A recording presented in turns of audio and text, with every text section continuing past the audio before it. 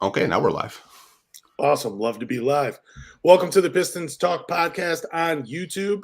I'm your host, Lance Caprosi. Follow me on Twitter at Lance Caprosi. I promise you guys I'm worth it. Believe me when I say that. Next up, follow my man Anthony at Pistons Talk if you don't already across all social media platforms. He started the brand. I hitched my wagon to it. Let's get this started, man. I'm blanking on the dude's name. Is it Sam Quinn? Is he the basketball writer? Yeah, he is. So Jaden Ivey and Jalen Duren, do they both make rookie teams? He dropped his two rookie teams. He didn't put a fifth member on the second team. I think he had Duren in the running. The thing I don't like is they do have Benedict Mathurin on. He did have Benedict Mathurin on the first team, which I think he's a solid player. Benedict Mathurin is great for Indiana. He had a great first half of the season, but he slowed down and then Ivy started to pick up steam in the second half. So if you're going to, my thing was, I believe he kind of discredited Jaden Ivey a little bit by saying, he hasn't done it for a full season. That's why I can't have him on the first team. But neither has Benedict Mathurin. So how can you have? I don't understand that. But what are your thoughts on Jaden Ivey and Jalen Duren both making the rookie teams? So before I do contribute, I think we should give some context of like who he had on his rookie team before we kind of like say why we think Jalen Duren and I blanked on Jaden Ivey's name. I apologize, Jaden Ivey. So for this guy's list for NBA teams, and this guy tweets a lot. Holy shit! Or I think did he delete it? I'm actually looking for it right now, and just give me a second. But I think on the first team he had Paolo Banchero, Walker Kessler, Jalen Williams, Benedict Mathurin, and I'm blanking on the fifth person. But yeah, it looks like he deleted it. Shout out to Pistons Twitter. I didn't think his teams were that bad though. But I did want to give some context. Like you said, he left Jaden Ivey and Jalen Duren off the all rookie first team. I would argue that Jaden Ivey has been consistently in the Kia NBA rookie of the year race with Paolo Banchero basically all year, just the last maybe month and a half or so. He's kind of been left out, and that's because Jalen Williams in OKC is playing out of his mind. Yeah. And Walker Kessler is just turning into this elite shot blocker and just a guy that's just really fundamentally sound. And that's not discrediting either of those guys. I think Jaden Ivey is still one of the better rookies out of this draft class, but to say that you wouldn't put him, in all first team because he hasn't been doing it all season, well, his role has changed. Like, in the beginning of the season, he was playing off ball. Now he's the lead guard. Even with Killian Hayes out there, he's still the lead guard, in my opinion. Killian Hayes is just passing the ball 90% of the time. So I would have Jaden Ivey in my first team. I think you could even make an argument for Duren in the first team too. But like you got Walker Kessler in there. So if he makes second team, I'm not mad at it. But to have, Jaden Ivey out of there, I thought it was kind of, I don't want to say it was a hot take, but I think it was kind of suspect because I feel Jaden Ivey has been one of the better rookies out of this draft class so far. Yeah, this is what he says. Ivey is one of the best five right now, but not over the full season. If he's one of the best right now, then you should probably put him on the list because him and Benedict Mathurin's seasons aren't that different. And I'm not arguing for the other four. I'm just arguing over Benedict Mathurin. That's all I'm doing. But the other four he has on second team are Jabari Smith, who he hasn't done it all season either. That's what I don't get. If you're acknowledging Jabari Smith for just kind of turning it on lately, past the All-Star break, you could say, then you should be giving more credit to Jaden Ivey. Again, I don't want to say it's Detroit versus everybody, but again, that's what it feels like, right? Just a little bit. Yeah. And then just to kind of leave Jalen Duren off the second team and just go with four is kind of disrespectful in itself too. Like you're making cases for everybody else, but you're not making cases for the fifth person on that second team. Yeah, like I said, it kind of just seemed like a hot take post. Maybe he hasn't watched a whole lot of Detroit Pistons basketball, and I mean, who could blame him? I mean, 16 wins for the season. Most of the time, it seems like we're playing for a behind. If we do have a lead, it doesn't last long. But to say that, Jaden Ivey hasn't really, been consistent this season, I think it is true. But to me, I think he's one of the better rookies out of this draft class. And this whole clip came from Mike Brown saying, if you don't have Keegan Murray in your NBA first team, I don't know what to tell you. He's like, he thought it was bullshit that, a lot of these NBA reporters, they're having their podcasts like we do, talk about maybe we don't have Keegan Murray in our NBA first team, which I think Mike Brown has a point too for Keegan Murray because he's played really well in Sacramento. Sacramento is one of the top teams out in the Western Conference. I just think this is such a stacked rookie class, and the fact that the Pistons got 2 of the lottery picks this year, I think it's crazy, man, because they're 2 building blocks in my opinion. Oh, definitely. And Keegan Murray, he's about to break. I think he's on the verge of breaking the all-time three-point rookie record, and he's shooting about 40% from the three-point line. He's been fantastic for the Kings. Fits in perfectly with what they're trying to do. But let me ask you, do you think Jalen Duren and Jaden Ivey both make rookie teams this year? I do. I think they'll probably both make the second team. Just for the simple fact that they've both had moments where they've looked great. For Jalen Duren, I think he can go to the San Antonio Spurs game when he just put up monster stats. Even though the game, they had to go to overtime, and I believe the Pistons did lose that game if memory serves correctly. But, I think that was kind of his breakout, rookie season moment. I think he's had moments where he's protected the rim. He's had moments where he's had really good passes. The last game against the Raptors, he was having dimes. I think Jaden Ivey has shown that he's going to be a problem for years to come. So I think if you would make a case, I think Ivey has a better chance of making the first team than Duren does. And that's not saying that Duren hasn't played well. He's kind of had to play behind Isaiah Stewart and Marvin Bagley, not really get, a bulk of the minutes. Yeah, it's been and he's been injured. He's missed a handful of games because of injury, but I think they both make rookie teams. I think there's a small push towards the end of the season where Jaden Ivey makes the first team. Hopefully a couple of these voters wake up and recognize the progress and the development he has made as a player during his rookie year. So hopefully he just gets the credit. That's all I'm asking for. Yeah, I mean, I felt like this was a fun topic. I'm sure when they don't make first or second team, we'll probably just say it's bullshit to keep doing it to us, but we'll have to wait and see. Nothing surprises me anymore.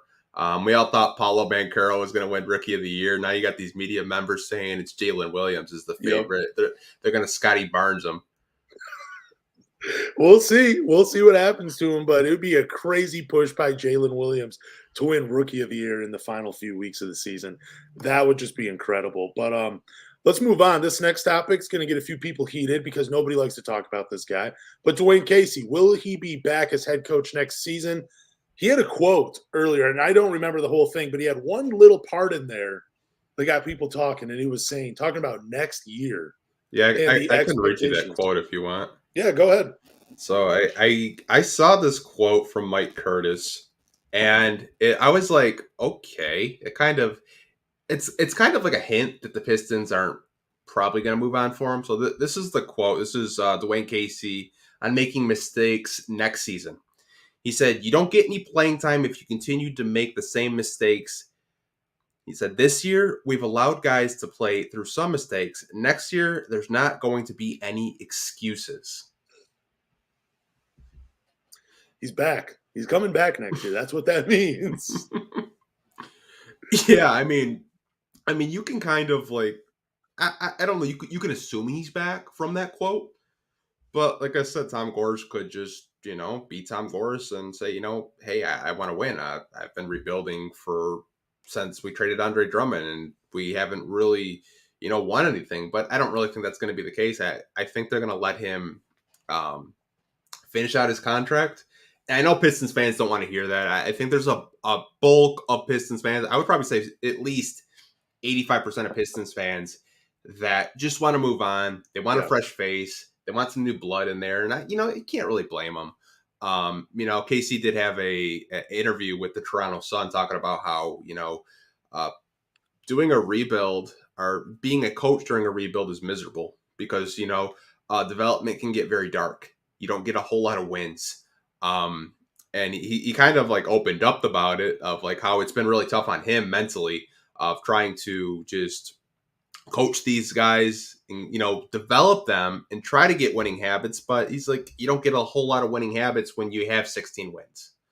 So True. I feel for him, but like I said, I won't be surprised if he's the head coach next season. Look, I'm with that 85%. I want to see someone new. I just don't think it happens this year, this offseason.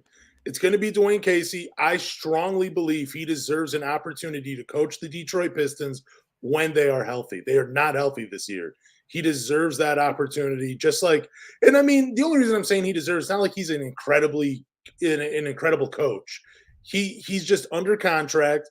He got the team to the playoffs with Blake Griffin.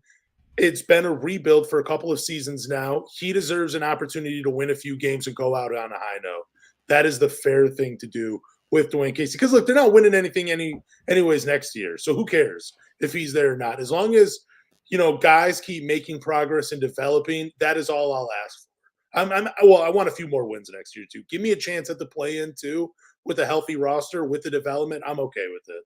But Coach Casey, I am confident he'll be back next season as the head coach. Yeah, so do I. I'm not really surprised by it. I mean, there's not really, marquee names available. I mean, you talk to Pistons fans, like, let's go get Mark Jackson. I mean, you could take a shot at it. I mean, the Kings interviewed him. It was between him and Mike Brown, and they chose Mike Brown, and I don't think they've regretted it at all. Like I said, they're one of the best teams in the Western Conference, so shout out to them for that. But I mean, outside of Mark Jackson, I'm like, who are names that are like really available? I mean, we had James Edwards on. He mentioned Juwan Howard from Michigan. I don't want Juwan Howard towards even like being the Pistons coach because he can't even coach Michigan basketball, man. Like he's getting top recruits and they didn't even make the tournament this year, man. Like I don't want Juwan Howard near the Pistons. I love Juwan Howard. I just don't want him anywhere near the Pistons. James mentioned Jay Wright. I doubt Jay Wright is going to coach the Detroit Pistons. I doubt that's going to happen. And I also wonder how it would be tough for Jay Wright to implement a system into the NBA. I feel like a lot of those college coaches they're really good at the college game because they're, the young people still look up to them and they have like they can hold players accountable more in college than you can in the NBA. So when you're trying to write a tighter offensive system where it requires a little bit more discipline, you have to be able to get on guys. I don't feel like you can do that in the NBA when guys are making way more money than you and people are paying to see them. I just don't think it would really work. But again, Dwayne Casey, think he's going to be back next season. Let's talk about Isaiah Stewart though. Another offseason topic. His new contract, Nick Richards. He signed. What was his contract for? Was it for like 11 or 12 million a year, or was it three? I think it was like 3 years, 15 million. So it was $5 million per year. Wow. Yep, 3 years, 15 million. Yep. I got that pulled up. Nice. What about Isaiah Stewart? What do you think he makes on his new contract? This is really tough because I'm probably the worst person to ask in terms of like contracts because I always undervalue the player and I'm a cheap bastard. I will just say that right now. Okay. Asking me what I would value at Isaiah Stewart may come off disrespectful, and just know it. I love Isaiah Stewart. I think very highly of him, but a number I would be comfortable with giving him is like 7 to 9 million a year. That's it. Ooh. Okay. Like I said, I'm the worst person when in terms of like contracts. Like I think he has value on the Pistons, but I'm not willing to break the bank to keep him. Like I think what he does is you see a lot of guys in the NBA do what Isaiah Stewart does. He's a high energy guy. Like I think of a Montrezl Harrell, like I think of Isaiah Stewart. Like Montrezl Harrell obviously can't stretch the floor like Isaiah Stewart. But, I mean, Montrezl Harrell got the bag a couple of years ago. Like I said, I could see the Pistons, giving him, like, close to what Marvin Bagley got, It's just – I know there's value there. Like I said, I'm the worst person to kind of, like, ask because I always undervalue the player just because I was just like I just don't see the value of, keeping a guy that's undersized that – some nights, he has the advantage. Other nights he doesn't. But I think he's valuable. I just, I don't know. I wouldn't go above like a $10 million price point. Yeah, I think he gets $9 million is not bad for what he brings, though, especially since he's going to be like the fourth big man on this team. Because it's going to go Duren. They traded for Wiseman. We talked about this last week. The future is probably the two big lineups with Duren and Wiseman. That's probably what you want to work out the most. Isaiah Stewart, he doesn't have that unique of a skill set, but he has a skill set that fits the Pistons, like you said, but it also makes it so he can play with Duren or Wiseman or Marvin Bagley. He has made himself gave himself enough versatility to play with each of those guys on the offensive end. And defensively, he can't protect the paint like some fives, but he can still do a decent job. Like, he can get a body on guys, he can switch, make guys on the perimeter uncomfortable. You just don't want to put him out there full time. He has a pretty good skill set. I think $9 million is fair. I think he gets paid closer to 12 just because, NBA salary cap, that goes up, it seems like almost every offseason. Yeah. So, 12 million, what would have seemed like a lot a couple seasons ago, is just like pocket change at this point. I think 12 million might even be a low end. Like, I wouldn't even be surprised if Isaiah Stewart maybe even made a little bit more in that role, depending on, how much teams can afford. Yeah, it's hard for me, man. Like, I always undervalue players. Like, I remember when I was doing a live broadcast with Koo from Locked On Pistons and Bryce from Pistons Pulse. We were talking about Saddiq Bey and what an extension for him would be. And I said, most I would probably give Saddiq Bey is like $8 million. Yeah. And you see Saddiq Bey's trying to get close to an $80 million contract. So he's asking for like $15 million, almost $20 million per year. It's just like, I'm like the worst person to probably ask like what a player should ask for free agency or contract. I would probably be the worst GM too, because I would just like, you ain't worth the max. Like, I'd probably give you like 10 million. I'm just a cheap bastard, like I said. But I don't know, man. Like, because I think Wiseman, not this year, but the year after, is going to be making close to 15 million. Mm. So it's like, I think Wiseman, obviously being a first overall pick, I think he's kind of earned that 15 million. He's played phenomenal, but like, I love Stewart too. I think he's something that a lot of Pistons fans love. Kind of have that blue collar mentality, just, tough out there, competes on every play. But dude, like 12 million, like most of your money would be in the front court if you think about it that way. Like, that's interesting. Yeah, like you have Bagley at 12 million. You still have Duren on a rookie deal for a couple more seasons. Wiseman is still on his first overall pick rookie deal, but like I said, I think he's making 12 this year. He's making the same as Bagley, if not maybe a couple pennies more.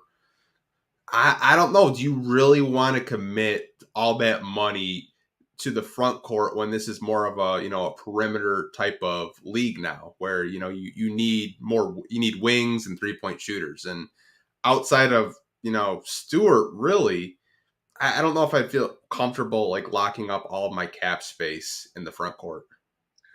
Yeah, I don't know. I don't think 12 million's that bad though for him in today's NBA. If he signed a 3-year, $36 million deal, I mean, I don't love it, but also at the same time, I don't hate it. Now if he's coming in like a 3-year, $45 million deal, it's like, whoo, that's a lot of money for a fourth big. But again, NBA salary cap is just going up and contracts are just getting larger, like the minimum is going to be what Hami gets, I feel like in a few seasons, $5 million per year is probably going to be the minimum for a guy. So I just think I do think you're right with Isaiah Stewart. That $9 million mark seems fair. It's just in today's NBA, it's probably going to be a little bit more, and we're just going to have to live with it.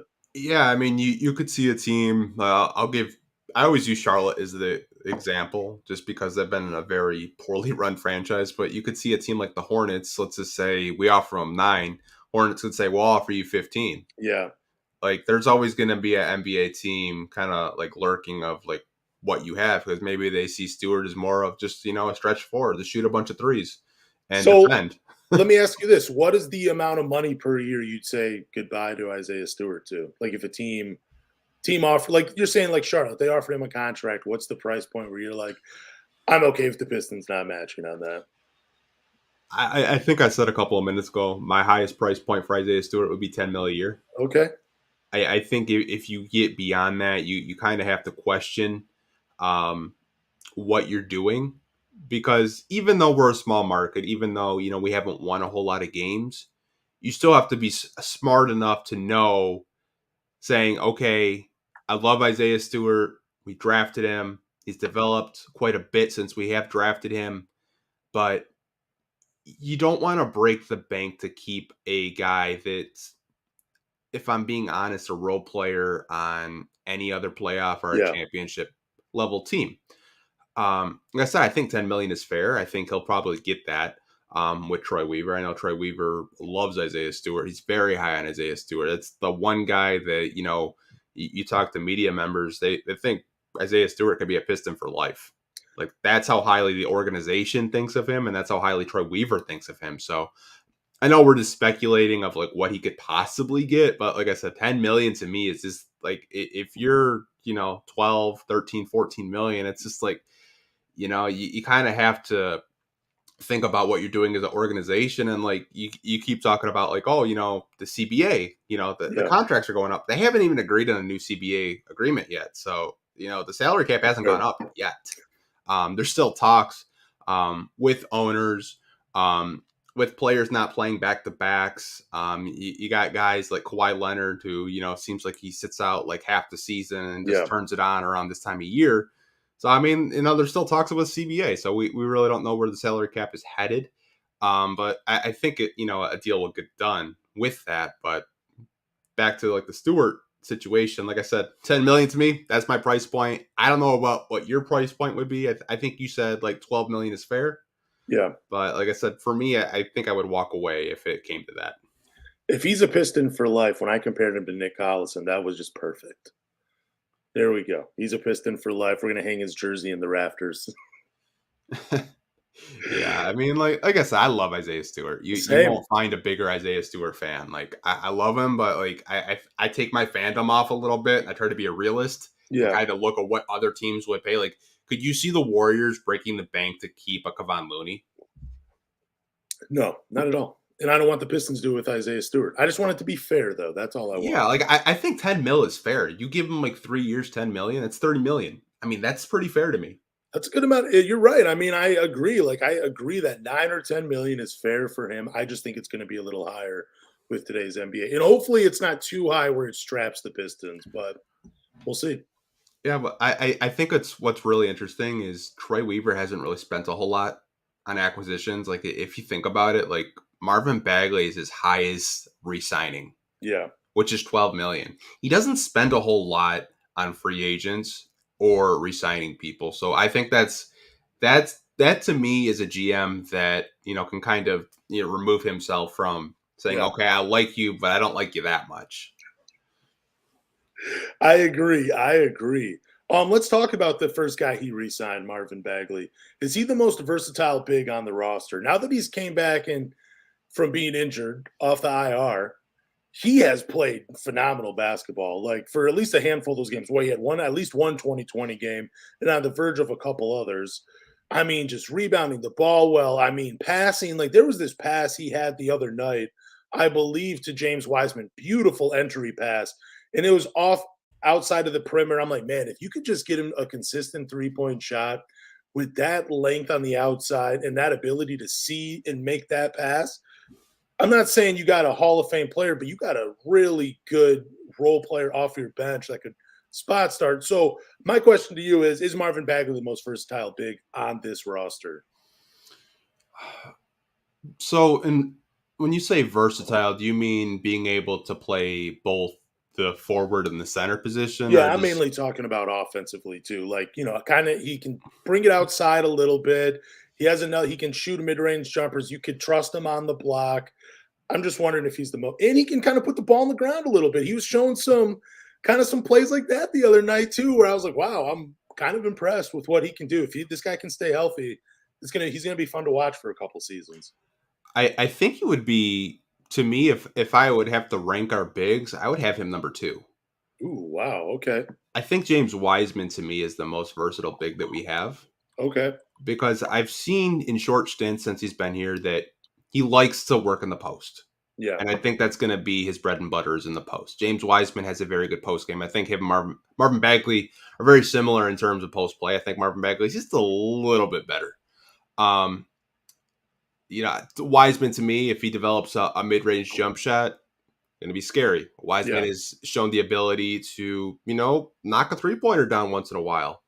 So has Bagley, but I think Wiseman to me is just a little bit more versatile in terms of how you can scheme and how you can use him. But I think to your point, Bagley is really close. I think it's like a 1A and 1B. They're like neck and neck for me. I think what separates those two in terms of versatility, I think Wiseman, his ability to run the floor to me, it just kind of separates Bagley. Not to say Bagley can't. Wiseman's just more athletically gifted, in my opinion. But I think Bagley to me is such a great post player. And I think that's actually very, um, what's the word I'm looking for? I think it's a luxury to have Yeah. a guy like Marvin Bagley off of your bench.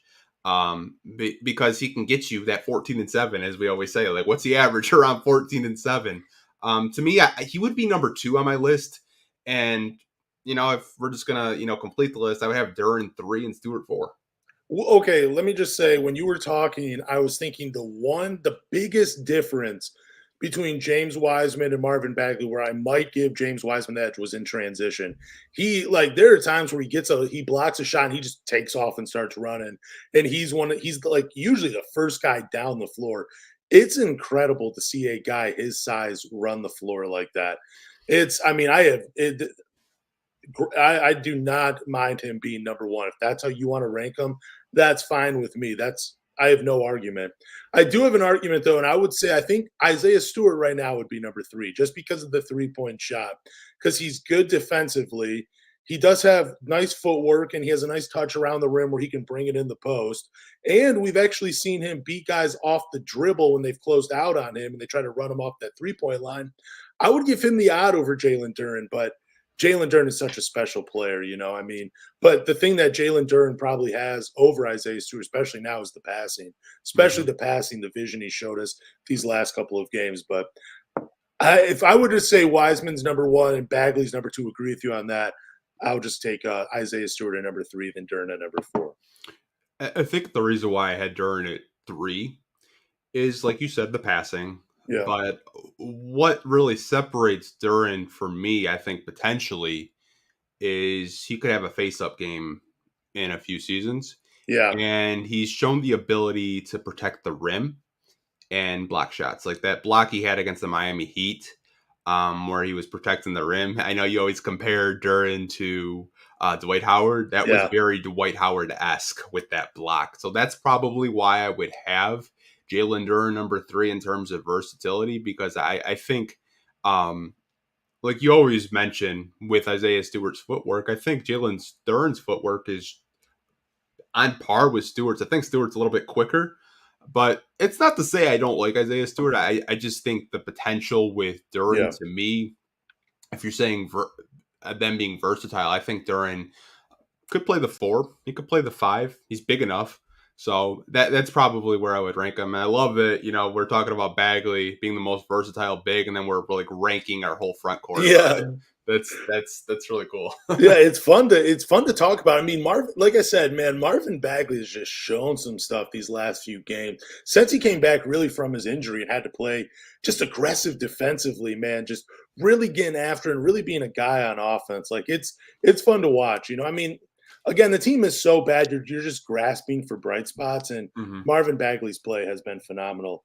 The crazy thing about Jalen Duren, don't you think like his career is going to be solid no matter which way it goes? But I feel like he's at like a crossroads where he can end up going the Tyson Chandler route, or like the Clint Capella, where they're like rim rollers, very good defensively, protecting the paint, probably more of a drop center than anything else, or the Bam Adebayo route, where they're going to hurt you offensively and defensively. Like, I don't know which way Duren's going to go, but either way, I'm excited. I'm pretty happy. Obviously, I'm hoping for Bam, but I don't know if we get Bam on this team with all these other guys with like Ivy and Cade and stuff. So We'll see how it works out. But would you be disappointed if Jalen Duren's career turned out to be more Tyson Chandler than Bam Adebayo's? No, because Tyson Chandler was the defensive player of the year. Yeah, he was fun. If that's like the low end of his career, I don't think Pistons fans are really mad at it because Tyson Chandler was a solid rotation piece for years. Championship center too. Yeah, I mean, he was a good player. Like I said, I know we talked about it, and I mentioned the AD name, and Pistons fans came from my head. I won't mention that name again, but I think that's where he is right now. I don't think that's where he's going to end his career. I think he could be closer to a Bam with rim protection. It's going to be exciting. Yeah, I just can't wait to watch it all unfold. Sorry about the hiccups. Let's move on to news. The Detroit Pistons have signed everybody's favorite Piston right now, Eugene Omoruyi, for the rest of the season. I mean, again, we've talked about his future. We have no clue. This might be the only time we see him in a Pistons uniform. Honestly, look, I mean, even on the screen, he's still wearing his Oklahoma City jersey. Yeah, they haven't done a Pistons jersey yet. Yeah, that's how uncertain his future is in Detroit. But, man, I mean, where would you – okay, let's do this since we're having a lot of fun ranking guys. Let's go. Let's throw Braxton Key. This is something they do on like the Knuckleheads podcast where you do the cut, trade, bench, and start. So do Eugene Omoruyi, Braxton Key, and who was it again from like 2 seasons ago that everybody loved? Tyler Cook. Tyler Cook. Oh, yeah. Okay. Start, bench, trade for those 3. I'm starting Eugene. This is hard. I'm benching Tyler Cook. Okay. And I'm cutting Braxton Key just because I watched Braxton Key just kind of give up in the G League this year. And that's a big reason why the Crews let him go. That's the big reason why they just like let him go. And I believe he signed with the Cleveland Charge. Okay, I remember correctly. I'm not sure, but I don't remember. He might have been. Yeah, that's it. Because Jamarco Pickett's actually on Cleveland. So you're right. Yeah, man. Like I love Eugene Omoruyi. I know we had a conversation last week of him and Hamidou and like, what could possibly be if it does get too expensive in free agency to keep Hamidou. But I think Eugene is the type of wing that the Pistons want to fill this roster with next season in terms of just like being a scrappy defensive player and the ability to make a 3-point shot. Yep. I think that's what they're probably going to go in free agency and get just, get these wings. And I'm happy for him, man. Like just scrapping, being in and out of the G League, signing 10 days with teams like OKC, getting picked up on the waiver wire from Detroit because, Jalen Williams is just playing out of his mind in OKC. So, we get Omoruyi. I just kind of find it interesting that Troy Weaver goes to OKC for wings. Yeah, it's weird, man. Like there's been a few of them, but hey, he has a familiarity with that organization, probably trusts the process and what they go through. So wants to take a look at those guys. Like I said already, if this is it for Eugene Omoruyi, this has been so much fun just to watch. Like it's been such a crappy second half of the season. I mean, I didn't even think a team could lose as much as they have been. And I mean, I didn't even think a team could be out of games quite like the Pistons had been. And that's been disappointing. But Eugene Omoruyi, he's been putting on a show. It's been fun to watch. He's kind of cooled off a little bit, since we really first started talking about him. Again, I don't know what his future is. I'm not going to sit here and tell you he can be a star and he can be starting on this team and he's a whatever. But I think you could be happy if he's like your 9th or 10th man. Like it would just be fun to have. Sparks your team every once in a while, hits a shot, but shows up every day and works like he's the star. So there's a lot to love about Eugene Omoruyi.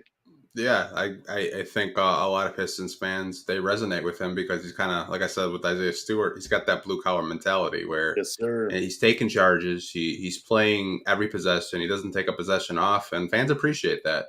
And I think the team needs more players like a Eugene Omoruyi on this team just because he fights for every possession. I love the way he cuts to the basket. Just making the right basketball play. Doesn't really force anything. I think, him getting an opportunity to Detroit, he may get another deal from another NBA team because they see that scrappiness. So, like, I'm sure a lot of contenders, if they saw more tape on him, this may be in like an audition, kind of like how we picked up Christian Wood. Yep. At the end of I think it was in the summer, and no one really knew who Christian Wood was. Like, if you were a Pelicans fan, obviously you knew who Christian Wood was, but he was just a G League star, and he ended up, he got a big deal from Houston, got another big deal from Dallas. He maybe, get a similar type of deal of where, like a contender or a playoff team sees a Eugene Omoruyi, and they're like, yeah, we could use a guy like him. He's a good wing defender. He can just put him in the corner and spot up for threes. I think he's that type of player where that's how a lot of teams would utilize him. Dude, either way, I'm going to be sharing his highlights for the rest of my time. As soon as I see that, like 3 years from now, him dunking on someone overseas, because that's probably what's most likely going to happen, I'm going to share it with Pistons legend Eugene Omoruyi dunks over someone in Switzerland. You got to stop doing that Pistons legend shit, bro. I know. Every time I type it out, I'm like, this is so stupid. I don't even know why I'm doing this, but I do it. Do it every time. Yeah, like I saw that on Twitter this week. Like Pistons legend. I think it was like Luke Kennard, and I kind of cringed a little bit. I was like, oh god, no! Don't tell me you fell into that Pistons Twitter toxicity with the Pistons legend shit. But okay, I only say they're a legend if they actually played. They're not. I don't count preseasoners. I don't count guys that signed with the team. If you played meaningful minutes, I give you the Pistons legend mark because I think it's cringy. And it's also kind of funny. So I can't lie. I've done it like once, and I was like, what happened to me? Yeah, you feel different. You feel it gets easier, though. I swear. The Detroit Pistons clinched top NBA draft lottery odds with a bottom 3 record.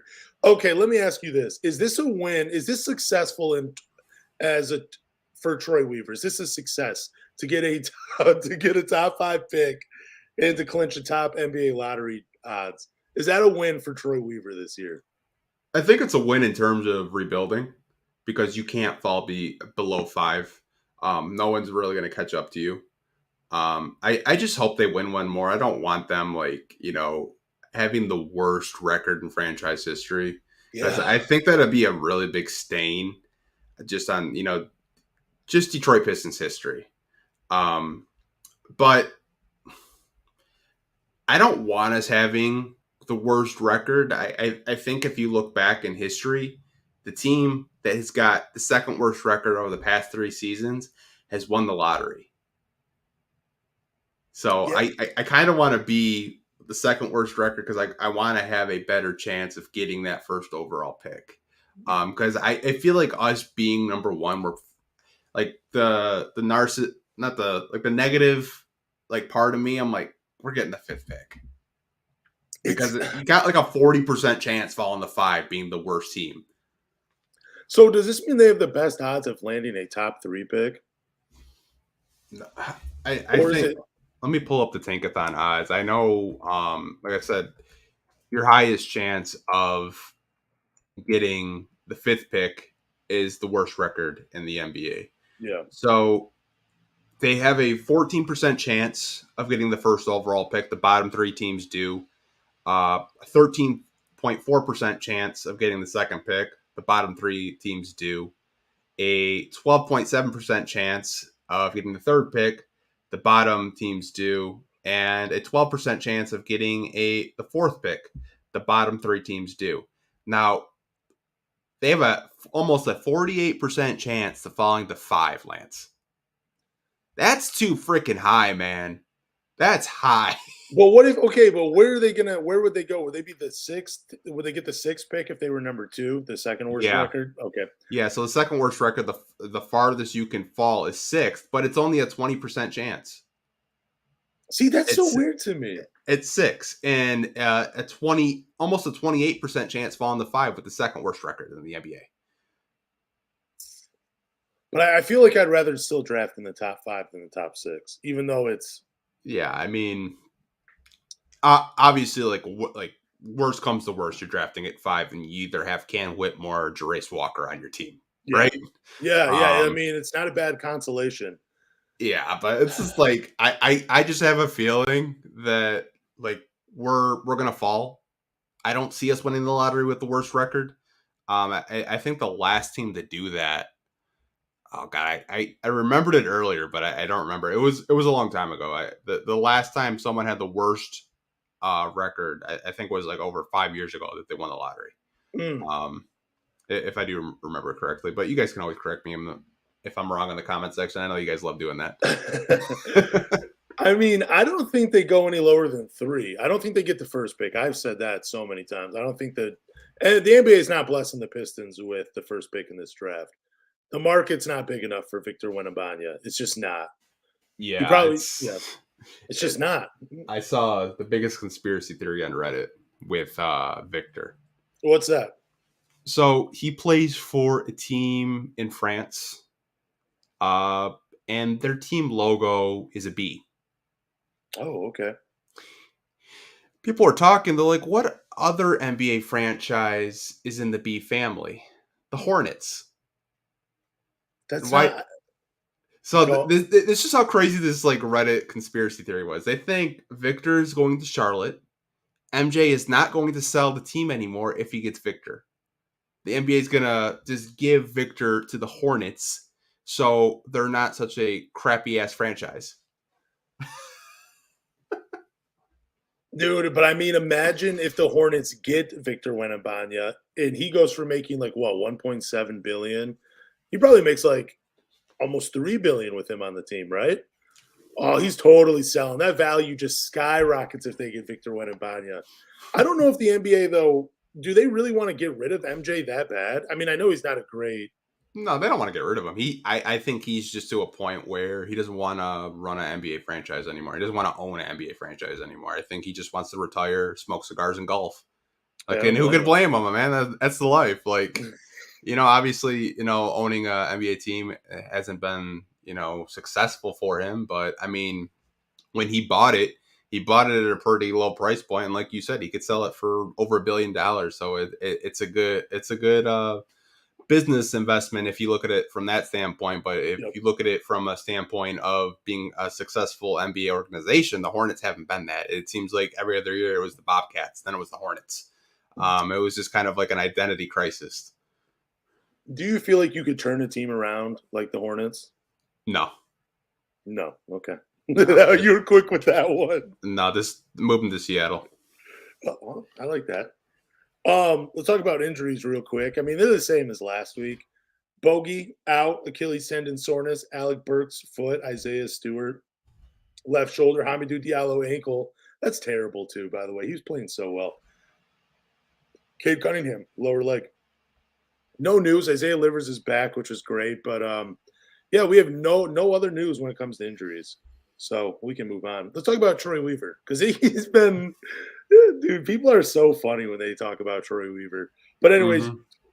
do you want Troy Weaver to spend this offseason or wait next year to make a splash by signing someone like Jaylen Brown?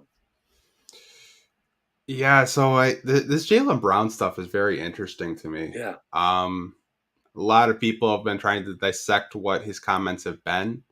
If you guys don't know, Jaylen Brown says he gets a lot of criticism from Celtics fans, and a lot of the Celtics fans throw the N-word at him when he doesn't do well.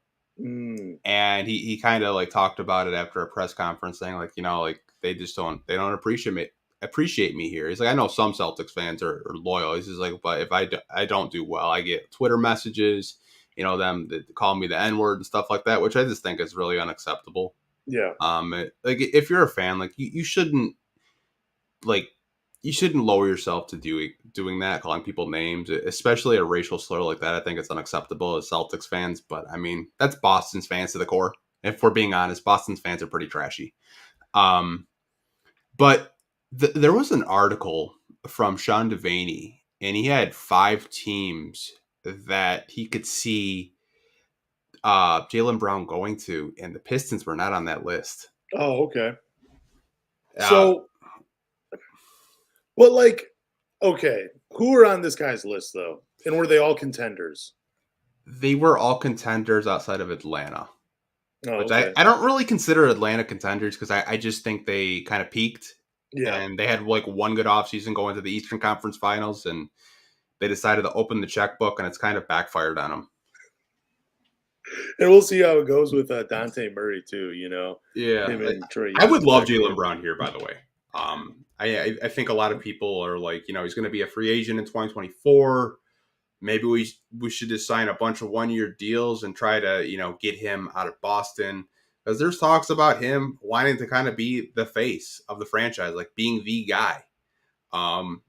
And I think I would probably say 100% of Pistons fans would be all on board of signing Jaylen Brown, giving him a max contract because he's in his prime.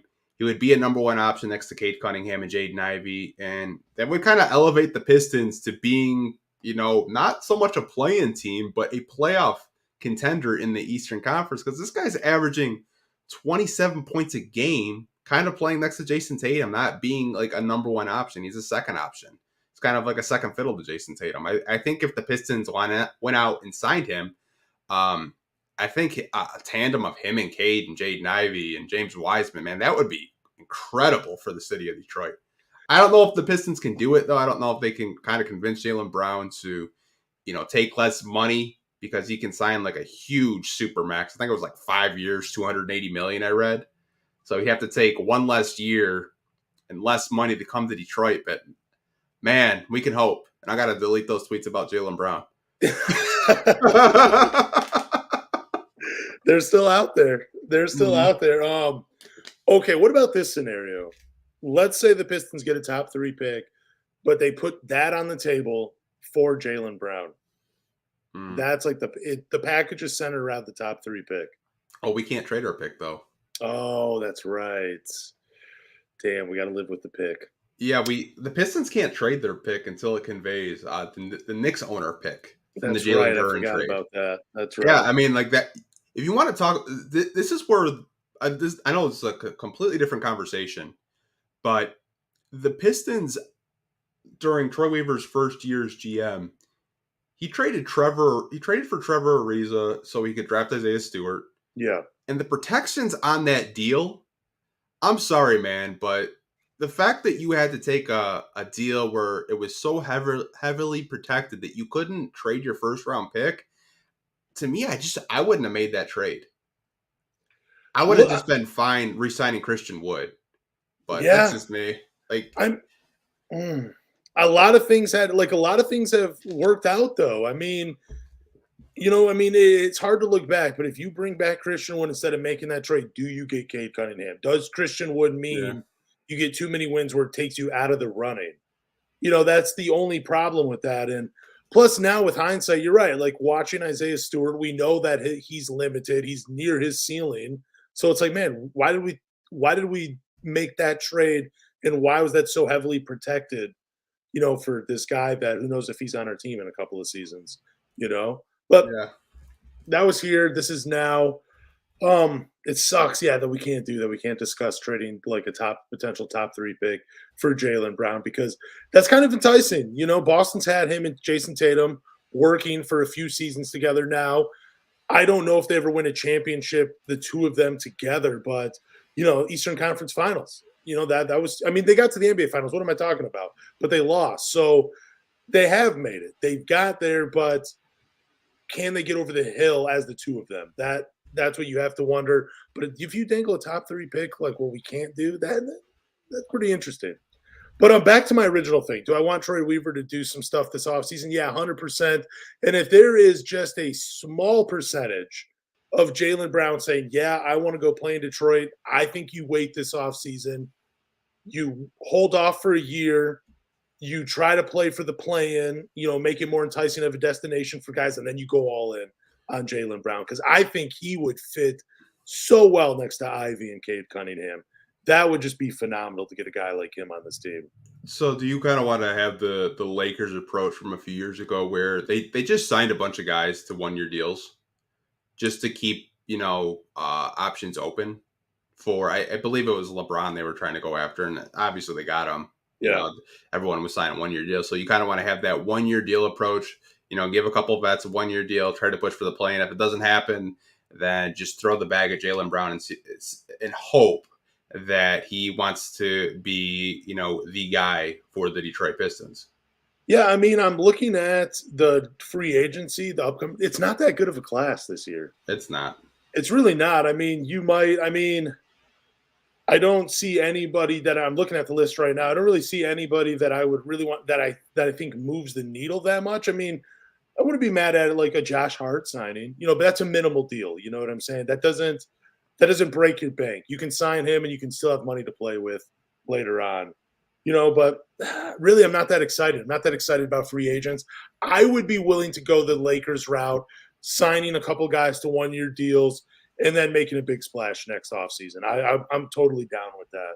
That's fine with me. Yeah, I mean, there's guys like, Chris Middleton, which I doubt Chris Middleton's leaving Milwaukee. There's guys like Cameron Johnson, who we talked about a couple weeks ago, that, he's not really asking for a whole lot. I doubt he wants a 1-year deal. He probably wants some more stability.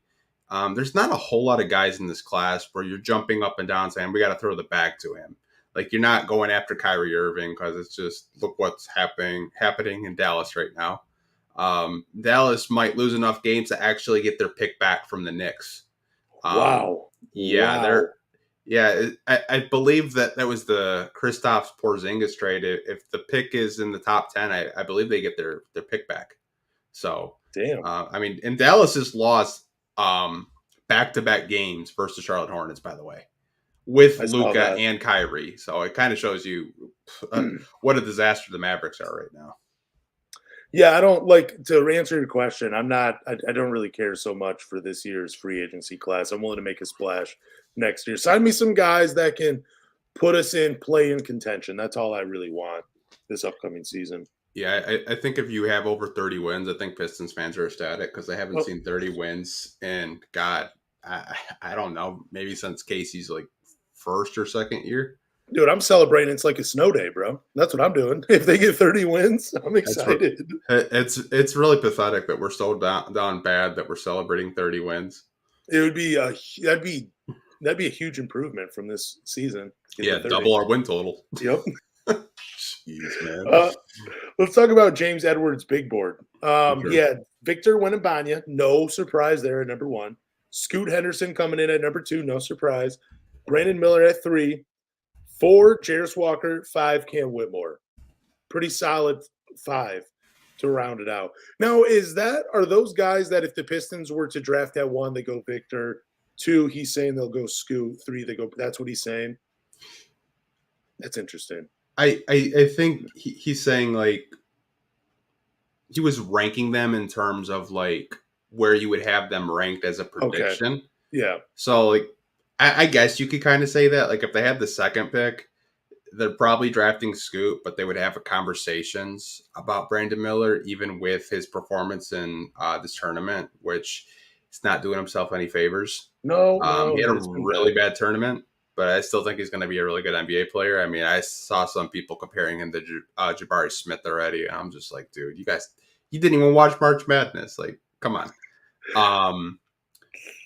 But I think that list is more of kind of a ranking of how he would have these players ranked. Yeah. I think both of us agree Victor and Scoot Henderson are your number 1 and number 2 picks in the draft, regardless of where these teams are in the lottery. I think they're number 1 and number 2. I think Brandon Miller is the 3rd best prospect. I mean, some argue it's Amin or Ausar Thompson. I still think Brandon Miller will probably go 3. 4 is where I think it's interesting. Jarris Walker at 4, and he didn't have either of the Thompson brothers in his ranking. And his reasoning for it was, the Pistons don't want to develop another guard. They don't want to develop more ball handlers. They want to have more wings on this team. I think Jarris Walker's interesting, though.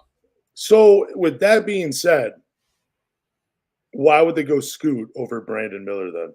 If they don't want to keep – I mean, I know that Scoot Henderson is not a project compared to the Thompson twins.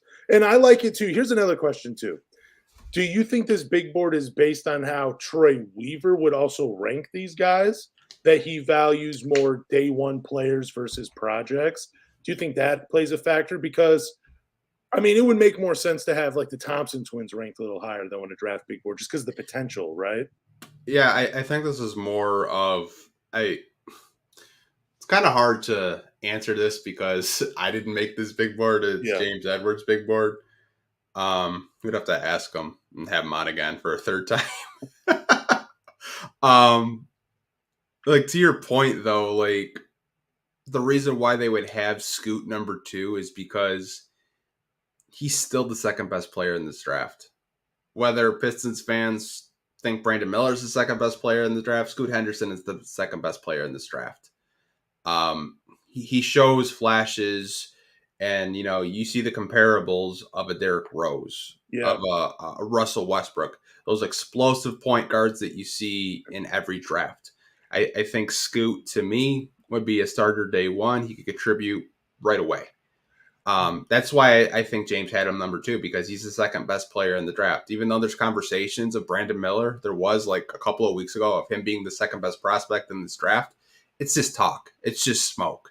I think, a lot of people don't get to watch G League games. They didn't watch a lot of his games this season. And, the G League Ignite, they didn't make the playoffs. They were kind of one of the worst teams in the G League. But that has nothing to do with Scoot Henderson. It has to do with the team around him. It just wasn't a really good team, if I'm being honest.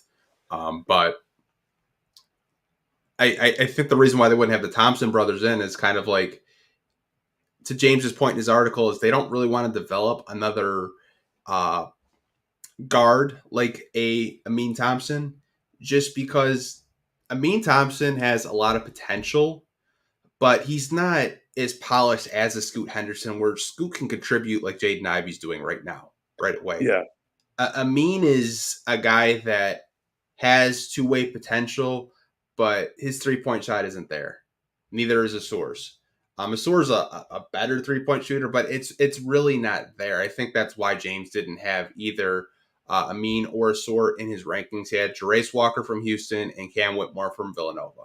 And I know, you were talking. I said I would just bank on Cam Whitmore because I know Villanova produces really good NBA prospects. So, who's your favorite? Forget Victor and Scoot. Out of these three, do you think the gap between Brandon Miller, Jarace Walker, and Cam Whitmore is closer, or do you think the gap between Scoot Henderson and Brandon Miller is closer? Like, I think if Victor and Scoot are your 1 and 2, does that mean Brandon Miller, Jarace Walker, and Cam Whitmore are closer? Are they in a tier 2, or is Jarace Walker and Cam Whitmore in like a tier 3? Brandon Miller's in a tier 2 all alone out of these 5. Like, how would you rank them in tiers? I guess I don't know. I'm asking you a lot. I think if you're looking at a tier between a Brandon Miller, a Jarace Walker, and a Cam Whitmore, I think what you have to do is put Brandon Miller in that tier 1 of small forwards in this draft class. Okay. He's the best small forward out of this draft class, whether, you think it's Jarace Walker or Cam Whitmore, even though Cam Whitmore plays more power forward.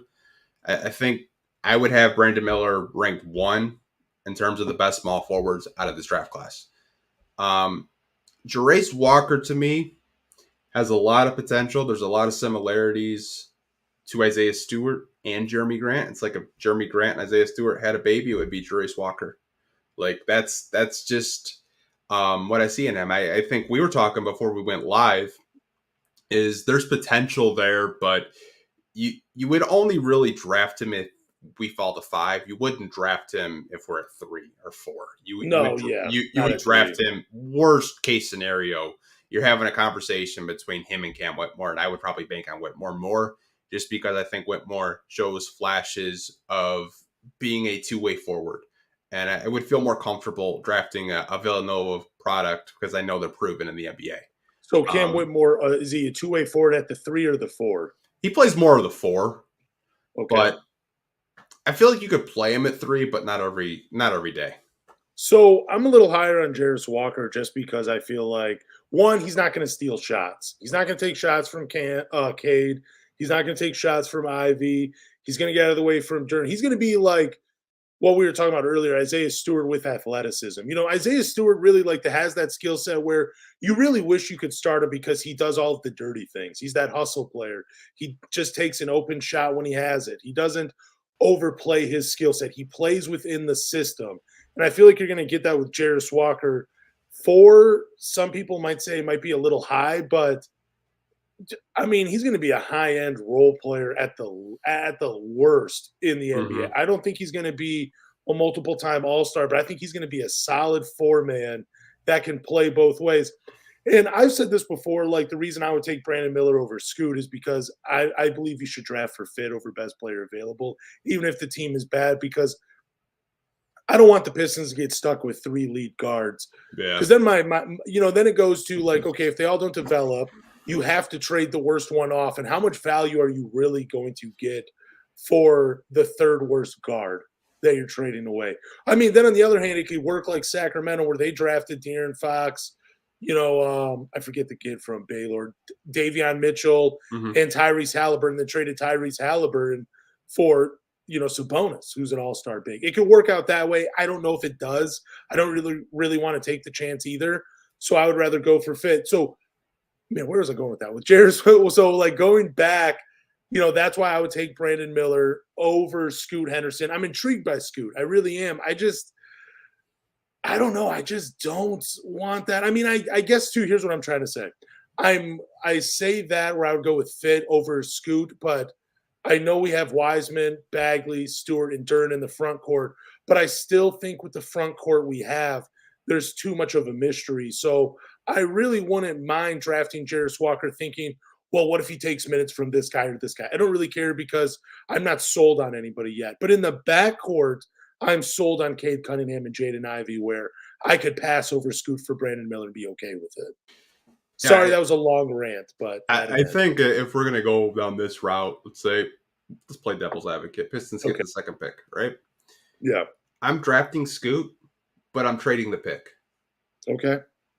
I think if you land the second pick and you draft Scoot Henderson, a lot of fans have had this conversation. We've had this conversation multiple times throughout this year. How can you play a Cade Cunningham, a Jaden Ivey, and a Scoot Henderson at the same time? Hypothetically, you could put Scoot at point, Ivy at shooting guard, and Cade at small forward. But Yeah. we both know Cade Cunningham does not want to play small forward. No. Cade Cunningham wants to be a guard, and it's not to say he can't play small forward. He could. He's a two-way guy. But if you draft Scoot, you're either trading Scoot Henderson or you're trading Jaden Ivey.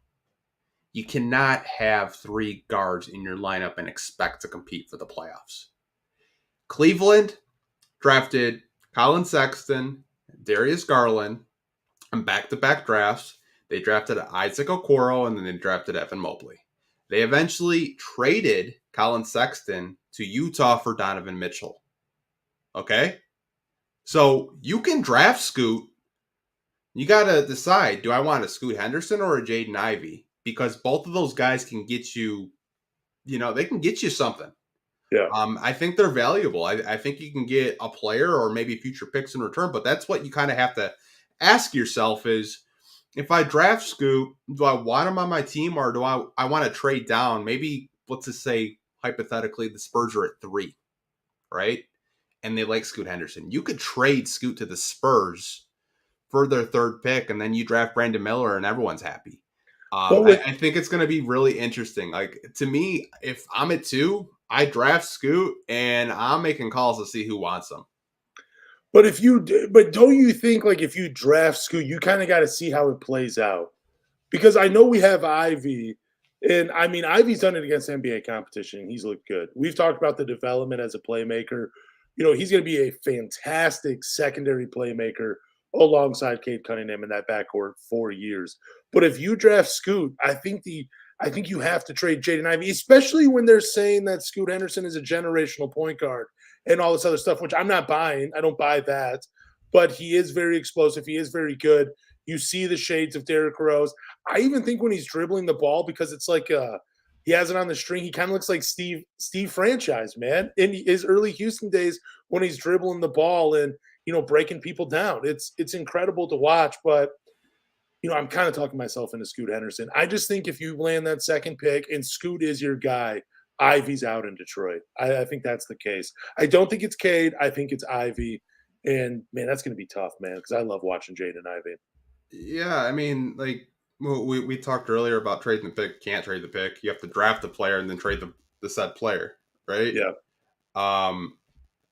Like I said, you can have these conversations as if you get to, do you draft do you trade Jaden Ivey or do you trade Scoot Henderson, right? Yeah. I think it's a conversation. I think a lot of Pistons fans are, um, they're intrigued with Scoot. They call him a generational talent, which Yeah. we had that conversation last week. You don't view him as a generational talent. I can respect that. I think he's going to be a day one starter, and I think he's just going to put up numbers. And I think the rookie of the year race is going to be crazy next year. With It's going to be. You're going to have Chad Holmgren and Victor Wembanyama going at it. And then you're going to have Scoot Henderson and whoever gets drafted in this lottery going at it. So it's going to be a really crazy rookie of the year race next year. It's going to be fun. But with the Scoot thing, I think it's interesting, and I see why Pistons fans would take best player available. But to your point, I also see your point.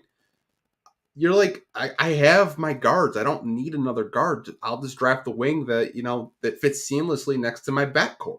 Yeah. I think both arguments to me make sense logically, but I think when you're in the position that the Pistons are in, I just don't think you're in a position to draft for fit because you have 16 wins. That's and true. You had 20 wins the year before and 20 wins the year after that. So I think you got to draft best player available, figure out later, see if you can get assets. Like we had Bravo in the chat saying, hey, if you draft Scoot, trade him and get assets for it. Try to get more draft assets. I think that's the right approach for a rebuilding team like the Pistons. Now, obviously, we don't want to see this team rebuild for 7 years. Yeah. We don't want to be this. We don't want to be Philly. We want to see them compete sooner than later. But I think when you're talking about strategy of rebuilding teams, you always got to draft the best player available and figure it out later. I just think drafting best player available, like getting 3 lead guards, could ultimately put yourself backwards a little bit, especially if you can't, because teams know when you do something like that, you're not going to get they know you need to make a move because you're not going to make it work. At some point, you have to make a move, and teams will bite on it that way, and they will back you into a corner, because like that thing with the Cavaliers and Donovan Mitchell. Trades like that don't happen all the time. Donovan Mitchell wanted out in Utah. Utah knew that. Their hands were tied. They had to basically take what was available at the time. And you can't bank on that happening just because you draft Scoot Henderson. Like, well, we might get a Donovan Mitchell, or we might, we might get a Sabonis, like Sacramento trade for, which I brought up earlier.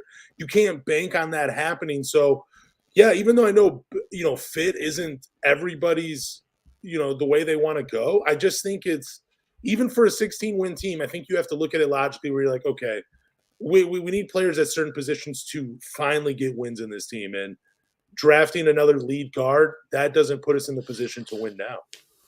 Yeah, but you have to look at it from this standpoint. Just because you draft them doesn't mean you're going to keep them. I mean, Charlotte Hornets drafted Kobe Bryant. They traded him. Yeah, that was crazy too. Yeah, like just because you draft them, last year, when we were doing a live stream, we didn't know we were getting Jalen Duren. You predicted it, but no one really knew that we were going to, trade up in the draft. The NBA draft is such a fun time, and you really don't know what's going to happen.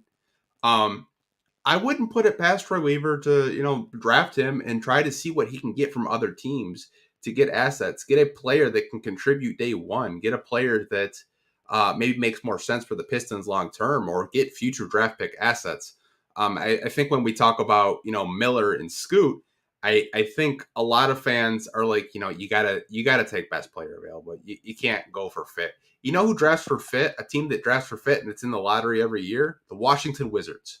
Yeah. And look where that has gotten them. The Washington Wizards draft for fit every year, and they're like in a cusp of being a play-in team every year, and they're just kind of like a mediocre team. Even though they have Bradley Beal and Kuzma and Kristaps Porzingis, they're not a top seed in the Eastern Conference, and they're probably going to draft in the lottery again. Like, you got to take best player available and figure it out later, and I trust Troy Weaver will do that. And I think it's going to be really interesting with this draft lottery to see where the Pistons do actually draft. I think we're a month and a half away. It's going to happen in May, so I think during the playoffs. Oh man, yeah, it's going to be exciting. It's going to be exciting, man. It really is. Let's talk about a former Piston real quick, Spencer Dinwiddie. He got an apology from Stan Van Gundy. This was a kind of an interesting conversation he had with, what was it, Taylor Rooks? Mm-hmm. Yeah, that's who he sat down with. And basically, Stan Van Gundy just apologized to him that he didn't give him a fair enough shot at, and just things like that. Like, it was kind of a weird thing for Spencer Dinwiddie to talk about. But maybe you could share more because I'm definitely not doing it justice. Yeah, so I think with Dinwiddie, a lot of Pistons fans either they forget about this time or they just kind of flushed it down they just flushed it down because it was just such a dark time. Even though we did have Stan Van Gundy coming in, I believe he was replacing Maurice Cheeks or Lawrence Frank. I don't remember.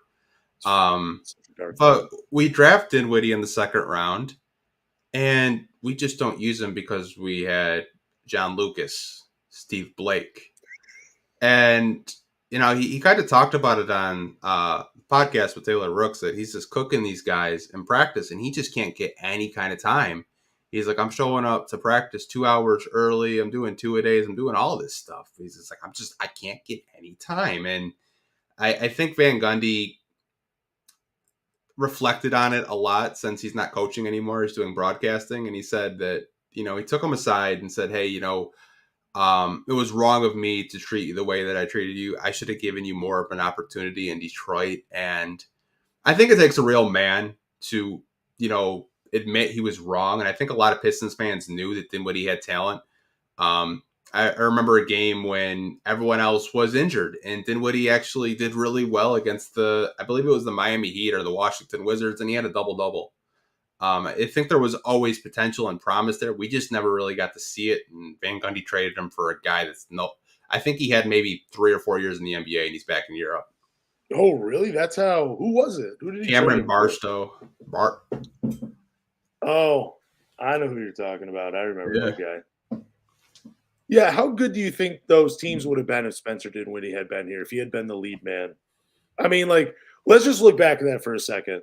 So the 14-15, this was the year. Yeah, Cron Butler was on this team. Holy crap, what a name drop. We had Reggie Jackson, Josh Smith for 28 games this year. Kentavious Caldwell-Pope, Greg Monroe, Andre Drummond, Brandon Jennings, obviously for 41. Tayshaun Prince was back. But I mean, really, Spencer Dinwiddie, how high if he had been the man on this team, if this had been his team and he was the starting point guard, how far do you think he could have taken the Pistons? I think if they would have used him more, maybe you don't trade for Reggie Jackson. Yeah. I've always felt that way. I always felt that he was a guard. Before he did have his ACL injury, there was talks about him being a first-round pick. Yeah, lottery pick, I think. Yeah, because he was so dominant in Colorado. He was he's a taller point guard. Couldn't really shoot from the outside, but he was really good at getting to the rim, and he was like an average defender. I think if they would have given him more burn in the NBA, the Pistons would have given him more playing time. I feel like they're probably not being an 8 seed. Maybe they're a 6 seed just because there was a lot of potential there. Him obviously, being a little bit taller, I think would give him an advantage, but I don't know. I'm not saying they're winning a playoff series, but I do think that they would have had more wins with him being in the rotation of him just sitting on the bench eating a Snickers bar. Yeah, I was just about to ask, if he, the next year they had Tobias Harris, Andre Drummond, Kentavious Caldwell-Pope. They had a good, deep squad the next year. And I know Reggie Jackson, he was the leading scorer. He was the guy at point guard. But, I don't know. I think we're looking at a possibility if Spencer Dinwiddie had been given the reins of the team, and we'll just replace – I don't even think you can replace him at that time. He was only an average 4 points per game. But I do think that there's a universe where – it works out with Spencer Dinwiddie, and those dark times in Detroit before Blake Griffin got there, they're probably not so dark. They're probably a little brighter. You might take different chances in the draft if Spencer Dinwiddie is your guard. I mean, I don't know. Like, it kind of sucks that we potentially missed out on a very good player for years in Detroit. Maybe he doesn't bounce around the league as much if he gets an opportunity in Detroit. Who knows how it works out? Yeah, I mean, it's kind of funny. I thought Brandon Jennings was a good point guard for us, but obviously, tearing his Achilles, that was kind of like the end of it. Even though he did come back and play a few games before we did trade him for Tobias, but I always kind of felt like, he was one player that I never really understood why he didn't get any minutes. And obviously, he had talked about it in the podcast saying like they were trying to win games. They weren't really trying to develop talent. They were trying to, make the playoffs, and he didn't feel that I would give them a chance to win games. And he's like, I respect that. He's like, it's a business. I get it. But he said, winning back-to-back game winners, he's like, I kind of got my revenge against them. Like he said he told Stanley Johnson, then he's like, I'm going to hit a game winner against you guys. And he did back-to-back. So, I feel for him, but at the same time, it's kind of like water under the bridge. I'm kind of like over that era. Obviously Van Gundy is no longer the coach. We got Coach Casey, and even some people are like, wow, did we take Stan Van Gundy for granted as a coach?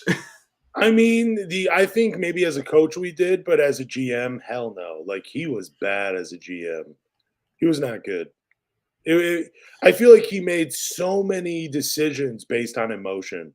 Like, someone might have hurt his feelings in practice, and he's like, all right, cool, you're out. That's what I felt like with Stan Van Gundy. Yeah, I mean, like, with the Van Gundy era, he traded second-round picks like they were just candy. Like, it seems like we were trading our second-round picks for, like any kind of, like, role player, like a Jameer Nelson, or just, like, completely random. Like, you could tell it was just, like, win-now moves, like, constantly. Like, always trying to like put ourselves in trades for role players, or just trying to win games. And I think that's where the organization was. They were trying to make the playoffs. But I think as a coach, to me, I think he was probably the most prepared coach I've seen, probably since Larry Brown and Flip Saunders, where he just got the guys, the Pistons in position to win every game. Like, his preparation, I know a lot of players talk about it, that he was just such a well-prepared coach. Like, he would give you a game plan for A, B, C, D, E, F, G. Like, he would give you Brandon Jennings was talking about it on his Instagram story, saying like how Van Gundy was so prepared. He would give you a scenario for like 6 different occasions. If this player's going to do this player's going to do that. Like, he would just, like he said, it would be like a stack of paper. It'd be homework each and every game, because that's what a sicko Van Gundy is. Like, he just watches basketball like crazy. But I think as a coach, he was good. As a GM, you're right, terrible GM. He was terrible. It's so funny that you bring that up, because on the Knuckleheads podcast, Quinn Richardson was talking about Stan Van Gundy's preparation, and how he would see a play that someone would run, and he's like, oh, they could do this out of it. And they would start practicing out of a different situation in a different set. And then Quinn Richardson would be like, they don't even run this. He's like, but they could run this. So we're going to prepare if they do run this. They're like, man, he's a madman, but he's a genius when it comes to basketball and preparation. It was pretty cool to hear about that. Unfortunately, it just didn't work out with Stan Van Gundy. Imagine, though, him and like a Troy Weaver, though, working together, building. That would be just nasty. It feels like they would just figure it out. It would be crazy. Yeah, like I said, I think he kind of got a raw deal in Detroit, and I think some people, they kind of associate him with all the bad draft picks, and they should. But as a coach, he's probably the best X's and O's coach in the NBA. I think he's a very smart guy. I mean, he learned from one of the best in Pat Riley, who we all know Pat Riley is one of the best coaches in NBA history, and he's a really good GM too. Oh, absolutely. So, he learned under the Pat Riley tree. But I don't want to turn this podcast into a 2014 Detroit Pistons podcast. No, neither do I. I'm still looking at the stats, and I'm like, I can't believe we watched it. Well, let's look at the week ahead of games. We have Bucks at Detroit on Monday. So if you're listening to this tonight, Pistons at Thunder Wednesday. Pistons at Rockets on Friday, then Pistons at Magic on Sunday. So we have a 4-game slate. Do you see any wins this week from the Detroit Pistons? I could see us messing around and winning the Magic game. Yeah, they always seem to put up a good performance against the Magic. Yeah, a couple punches. I could see them. I can't really see them beating anybody, man. The team is just so down with injuries. Yeah, They have I no know. consistent offense coming in. I mean, I don't see. I think they go 0 for 4 this week. They don't even give a chance to any of these teams. Okay. Well, it's Oh, always interesting to see the Magic come to town, or if we're in Orlando, whatever. it really is. We'll see though. Do we have any Q&A questions? You know what? We really don't. We did have like one question from Tony. Most people forget that we do Q&As at the end of the live stream. But if you guys do have any Q&A questions, feel free to drop them in the comment section if you're watching live, and we'll try to answer all of them. Here's a question from Tony. Do you think OKC is calling Weaver and saying, this guy is good, but we don't have room for him? That's why Eugene is here. I do think there could be some talking amongst GMs where, they could call someone and say, hey, look, we got this guy. He's shown a little promise, probably just a role player in the NBA. Your team's doing bad. Can you give him a shot? Can you give him a 10-day? Just give him a look. I think that goes on. I definitely think something like that goes on. Now, does Oklahoma City do that with Troy Weaver? I don't know if they did that in this instant, but I do think conversations like that happen amongst GMs. Like, it feels like they would. I mean, then what would be the point of having that type of relationship with the GM? Just so when you get stretched and waived, is that the only reason to have a relationship with them? No, because those GMs are making calls and probably like a really great reference for you to get another NBA contract. I think they talk, but I don't think it's like that, like close. Obviously, I think obviously Troy still has a lot of roots in OKC. He knows a lot of the people over there.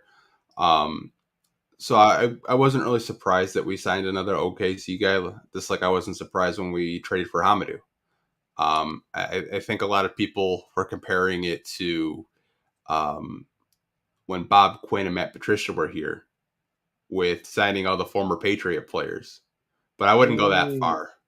But I still think Troy has a relationship with a few select team GMs like the Knicks. I know, he knows a lot of people in the front office there. That's why we did so many deals with them, like that with the Alec Burks and the Nerlens Noel trade, and then getting Jalen Duren. Also, I think there are still a few teams that Troy has a really close relationship with, and there's other teams he doesn't really have a close relationship with, and not every GM is going to know every GM. Yeah. Right.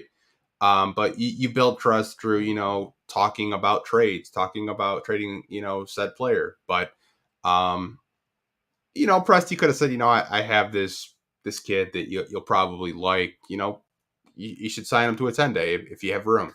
Sure. They maybe they texted about it, but I don't think they're actively like talking on the phone. I think it's just like a GM message board, probably. Like a Discord channel. Yeah, like a Slack. Yeah. It's just like just for trades. That would just be amazing. Do you ever? I always thought it'd be kind of funny if like GMs like worked trades on 2K, or like they're just like let's just see how this works. Just pulling a trade off there. I would love to know. I doubt that. I feel like there was like a book I read about a GM doing something like that, like pulling out like NBA Live and be like, man, how would this guy work? How would this guy work with our team? Maybe I'm wrong though, but be interesting. Sure. Who do you think is the next Oklahoma City Thunder to sign with the Detroit Pistons? I'll just give you 3 names: Poku, Kenrich Williams, Darius Baisley. Probably Baisley. Yeah, I would think so too. I'd be really interested. I would really love for him to, come to Detroit and show out. That'd be cool. Okay, we do have a couple more questions since I did say that. So shout out to you guys. This comes from Mega Hustle 313. He had a question. Will Casey be gone? So I'm assuming you're thinking this is going to be Casey's last season as coach. I know we did talk about it at the beginning of the podcast. I think we both agreed that he's probably going to be here next season, just for the quote that he did give this week saying that next season guys aren't going to be able to make the same mental mistakes. on the court as they did this year because they gave him a longer leash. So Casey probably is going to be here next season. Yeah, I'm going to go ahead and agree. I think Dwayne Casey will be here as the head coach for the Detroit Pistons. Like I've been saying for a couple of podcasts now throughout the entire time me and Anthony have been doing it, I believe he gets an opportunity to coach a healthy roster. And I did not know Darius Bazley was a Phoenix Sun. I just looked this up, and he's played 5 games for them this year. Saban Lee still on that team? I don't know. I'll have to check that out, but let me check this for you. He might be. I'm on Basketball Reference. It doesn't say. Oh, they say he's on a 2-way. Good for him, man. He showed out, man. Lee. Oh, when Jerry Stackhouse is here, I'll probably sign him. Or Scottie Pippen Jr. This comes from Escobar. He said, who gets prioritized higher this offseason, Isaiah Stewart or Eugene Omoruyi? Ooh, Isaiah Stewart. We were talking about Eugene Omoruyi. We both love his game, but, we have as Pistons fans, like every season, we fall in love with one of these guys. Braxton Key, Tyler Cook. We did a trade cut, trade start bench with those 3 names. I think Isaiah Stewart's the higher priority. He's been doing it in the NBA a lot longer than Eugene Omoruyi. Eugene Omoruyi, I mean, his best bet in the NBA is a 9th or 10th man. I would love him to bring him back, though, because like we said, he's a hard worker, brings his lunch pail to work every day, and he's going to get after you guys. And, when you give him minutes, he's going to be prepared and ready to go. So, but again, between these two, it's Isaiah Stewart. Yeah, I think they prioritize Isaiah Stewart more than they would Eugene just because he's more invested, I would say. Obviously, being a draft pick by Troy Weaver, I think in terms of like development, I think they would probably focus more on Isaiah Stewart than Eugene because Eugene was just a 10-day guy that they just gave a contract for the rest of the year. And maybe we see him on the roster next year. Maybe we don't. We don't really know what Eugene's future is going to be, but I think Pistons would rather, develop Isaiah Stewart over Eugene. Good question, though. What other questions do we have? That's a funny comment, actually. The fans will be gone before Casey. That is facts. That is awesome. I'm telling you, man, like the pitchforks are out. Like, I don't blame fans either, honestly. No, like I said, I'm part of the 85% that wants to see him gone, but I just don't think it happens this year. All right, this comes from Michael Powell. He has a question. What role do you see Isaiah Livers playing on this team next season? I think they're going to give him – it really depends on how it goes in the offseason. But if they don't draft a guy that's going to be playing the 3, or if they don't sign anybody to play that spot, because they do have Bojan Brink coming back, and they do have Alec Burks, I believe. I think he's still under contract with like a team option or maybe a player option. But either way, you're going to bring those guys back. I think Isaiah Livers, he's going to get every opportunity to be the starting 3-man on this team because he does have that 3-and-D skill set. He can be a sniper from the perimeter. And he's shown a little bit of being able to put the ball on the ground and make a play. So I think his role is, potential starting 3-and-D guy for us at the 3 spot. That's what I see the role potentially being. But he has to stay healthy and a few other things have to go right. That shot has to fall a little bit more consistently. But I think he's, again, going to get every opportunity to be the starting 3 on the Pistons next year. Yeah, I think he's going to have a role off the bench. Because I think they're either going to draft wings or they're going to sign him in free agency. But I still think he's going to be a guy that comes off the bench regularly next season. Yeah. Just because his 3-point shot is he's outside of Bojan, he's probably one of the best 3-point shooters on the team, just in terms of just him getting the ball off quickly. And I think defensively, the coaching staff has always really preached how good of a defender he is, even though it seems like he's getting dunked on or crossed up. Almost every other game, he's usually defending the best player on every team. And I think that's something you have to look at when you're looking at it in Isaiah Livers. But I think he'll be a rotational guy, regardless of like what we do in the offseason, whether it's drafts or free agents in terms of signing wings. Yeah, and I agree with you too. I mean, I do think ultimately his role is an off-the-bench player. just a role player, 3-and-D, hit a couple shots, play some defense. But again, depends on how the offseason goes. I do think if they go, if they go draft a 4 and they have a hole at the 3, he's going to get an opportunity to start. Does he become the full-time starter? That's a different question. I just think they're going to give him an opportunity to do that. But ultimately, I agree with Anthony. I think he's going to be coming off the bench for the Detroit Pistons. Yeah, he's a good player. Should definitely give him more minutes, in my opinion. This is a draft question from LaRue Cole. If we have the 4th pick, who would you want us to draft if 2 out of the 3 off the board? So I'm assuming Vic's off the board, Scoot's off the board, and Brandon Miller's off the board. We kind of had this conversation. I would want Cam Whitmore. Yeah. Lance, I think you said Jarace Walker would be your guy. Okay. He'd be my guy. All right. So I'm a Cam Whitmore guy. Lance is a Jarace Walker type of guy if we're at 4. And I mean, I'm happy with either of those guys because, like I said earlier, there's still too much of a mystery in the front court for me to just give the keys over. I mean, outside of Duren, I think he's the starting 5. It's that 4 spot that I think is still a mystery between the other 3 we have on the team, Wiseman, Bagley, and Isaiah Stewart. There's still a lot of question marks. So I think if they go that low, if they slip that far in the draft, you're seeing a 4 being drafted by the Detroit Pistons. Yeah, I mean, you could even see Osur Thompson in that situation, which, he kind of plays in between that guard forward. So he could be a guy that could be in play at 4 if the Pistons are there. So thanks for the question, LaRue.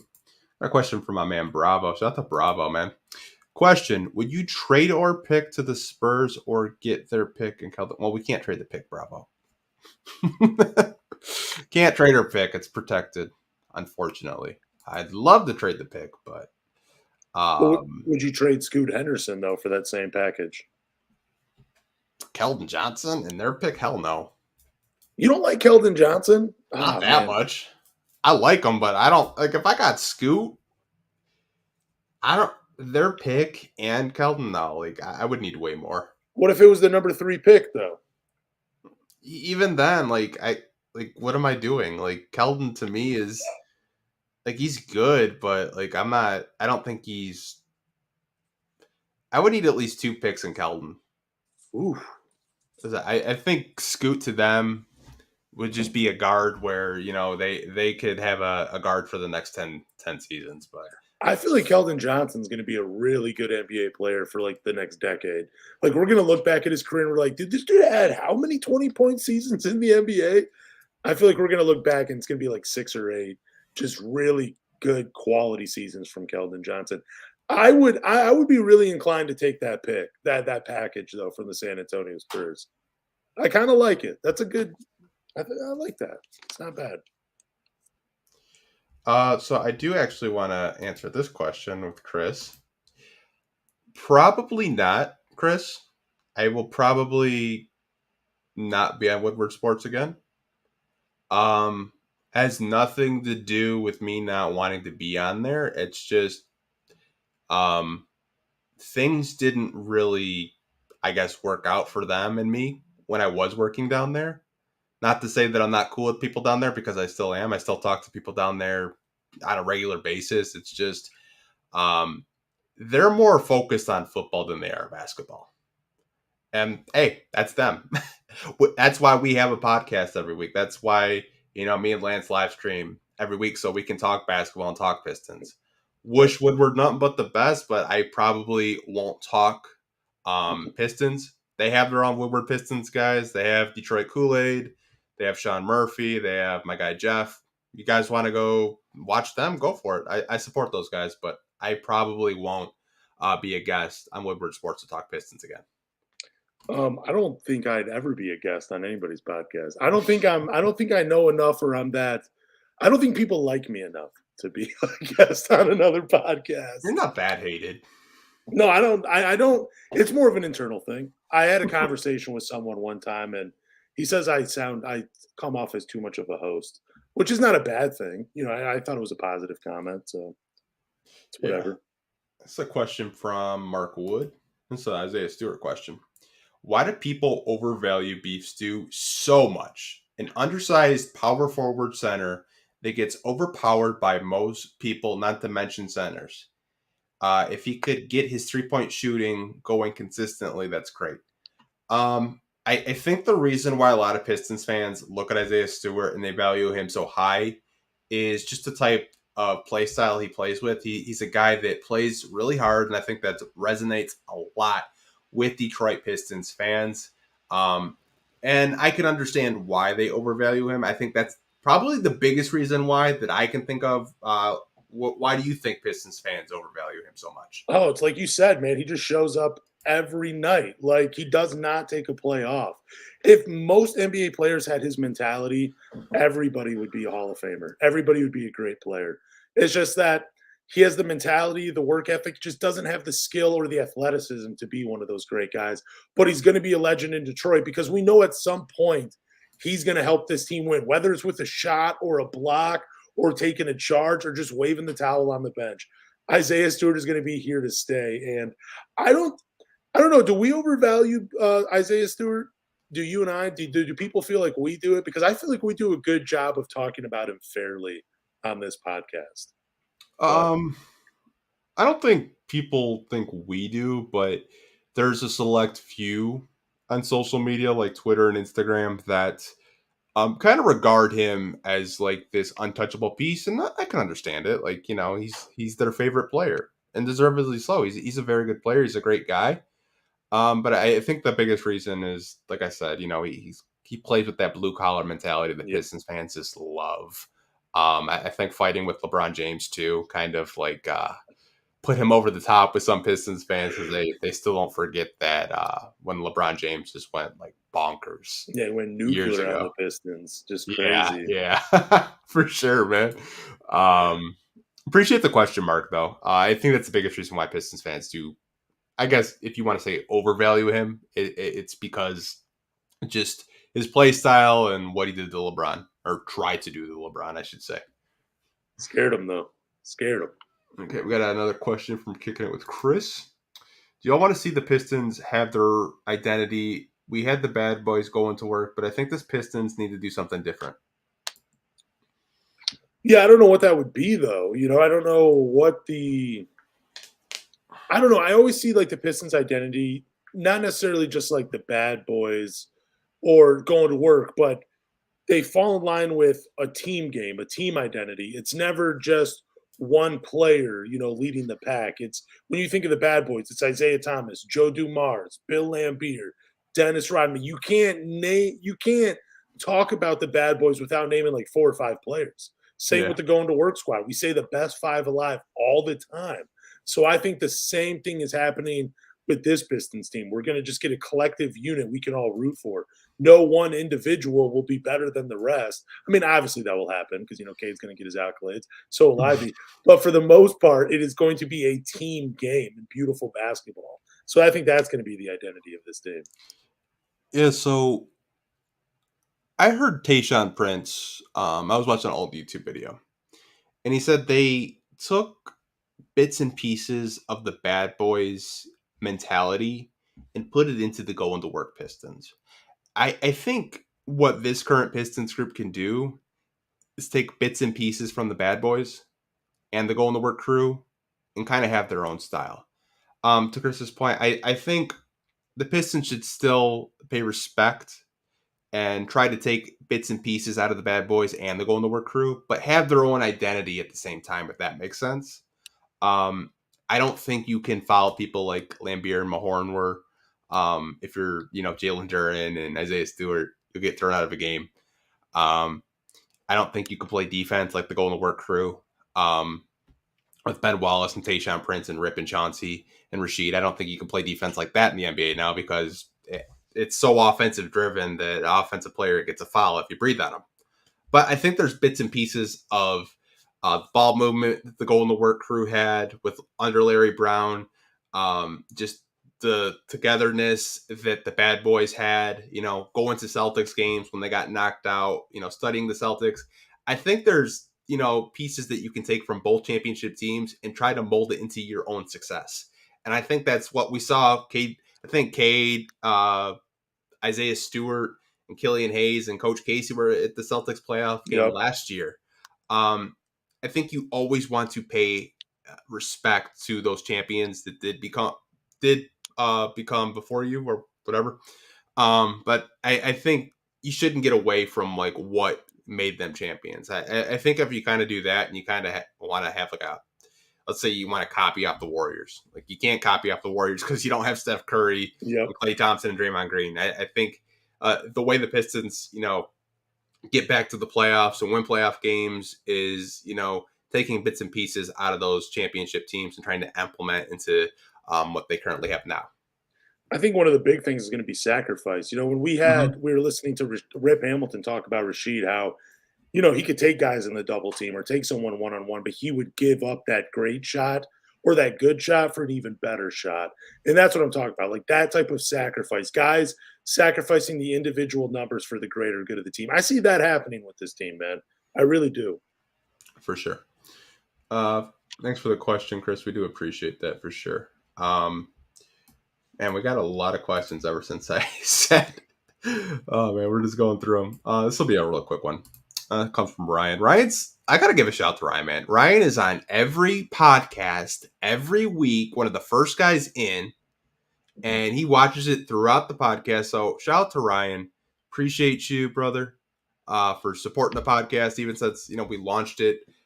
We're almost coming up on a year, which is crazy, by the way.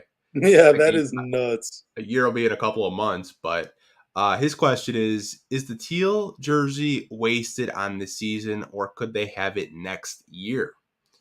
Dude, yeah, I totally think the teal jersey was wasted this year, and it sucks, man. It really does, because they only plan on bringing it back for this season. Like, I don't think they have any. They haven't had any future talks about bringing it back, right? I think James Edwards reported that they would bring it back. Oh, okay. Just because it's done so well financially. Okay, because it's selling through. Yeah. It's selling like crazy. I'd love to see them bring the maroon. Yeah, same, man. That was one of my favorite jerseys. Same. They bring the maroon Piston jersey. I'm gonna have to buy one for sure. That was one of my favorites. Dude, that would be so cool. Yeah, for sure. I get an Isaiah Livers one. Yeah, but like, back to the question, man. Yeah, they totally wasted it on this season, dude. It's just, I felt like, man, it was such a good year for jerseys, but only 15 wins, man. It sucks. Like what we were talking about, the Pepsi Max jerseys, even if that's still like low key, kind of a decent jersey. You know what I'm saying?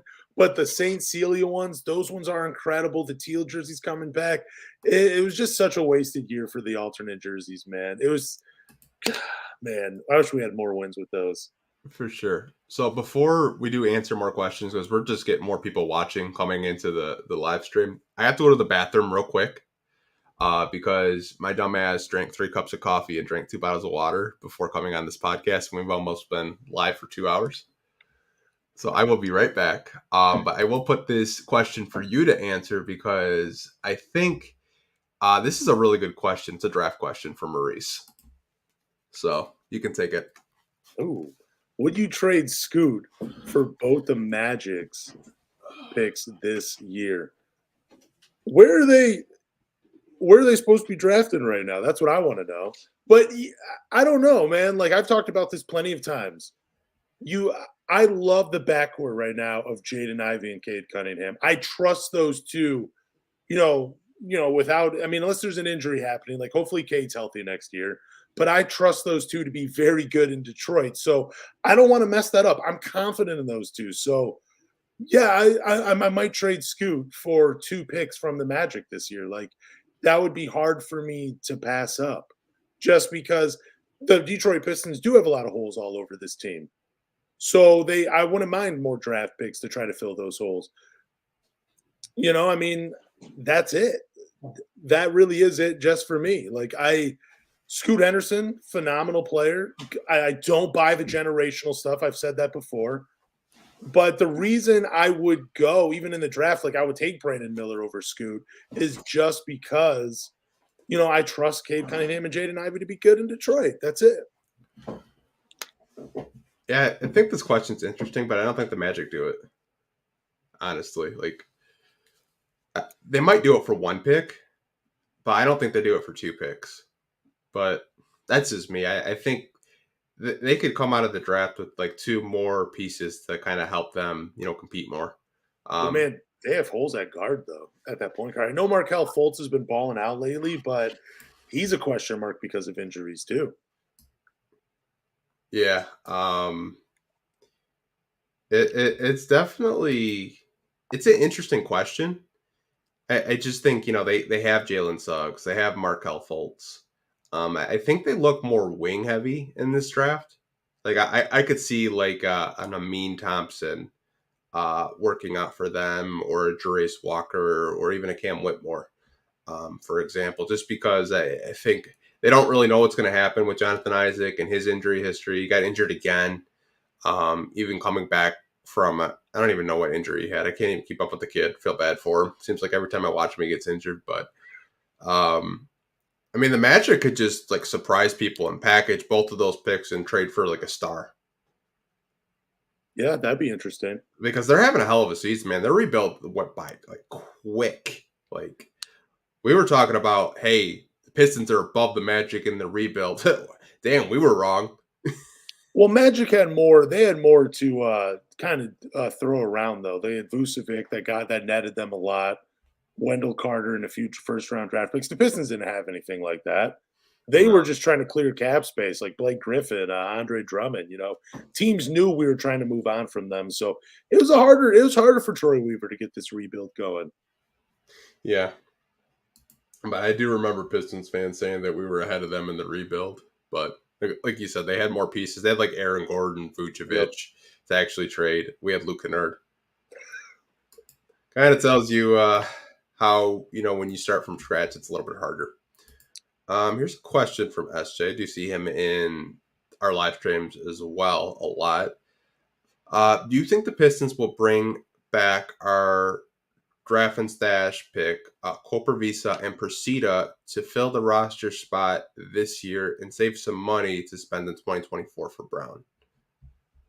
I mean, dude, you've heard me talk about Gabriel Persida, man. I would love to see him in Detroit Pistons uniform. I don't know what his contract or what the status of him overseas is, though. But yeah, I would love to see it. I don't think it happens. Like me and Anthony were talking earlier on the podcast, we could see the Pistons doing 1-year deals and then making a play for Jaylen Brown in 2024. But I don't think Koprivica, I don't think we're going to see him ever here in a Detroit Pistons uniform playing regular season minutes. I think that dude's going to make a name for himself overseas. We'll probably see him on Summer League the next couple off seasons, right? But there's so much promise in the front court already. I just don't see it happening. But on the perimeter, yeah, I could see them taking a look at Gabriel Persida. I just don't know if it happens this offseason. Yeah, I think you'll see Persida in the Summer League at the bare minimum. Excited. It seems like every time I watch a highlight of him, he's making a great defensive play and splashing a three.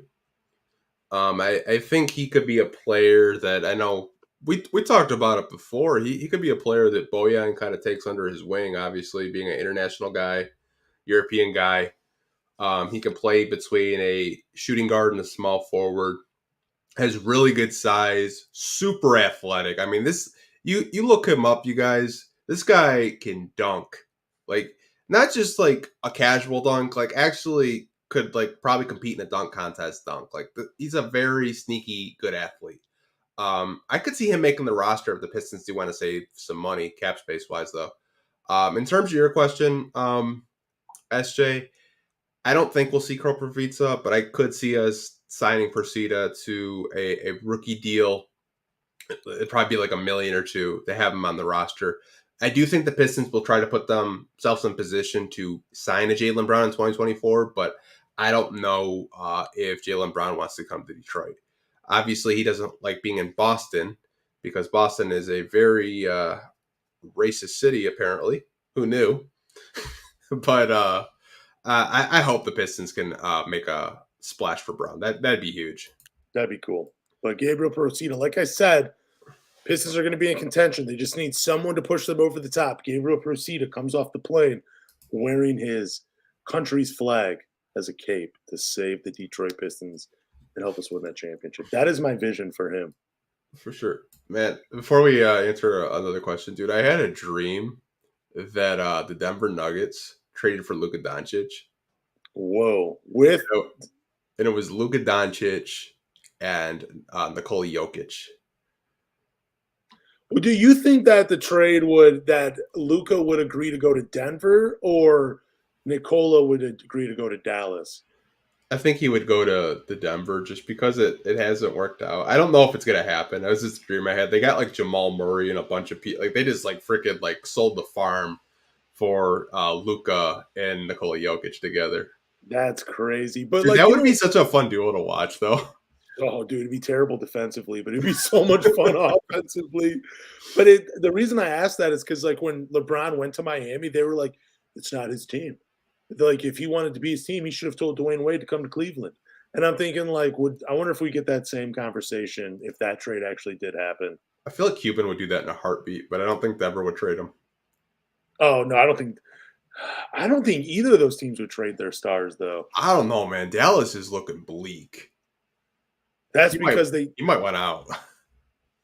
yeah, he's gonna have a similar career arc to Dirk Nowitzki, that's for sure. Ooh, we haven't talked about this.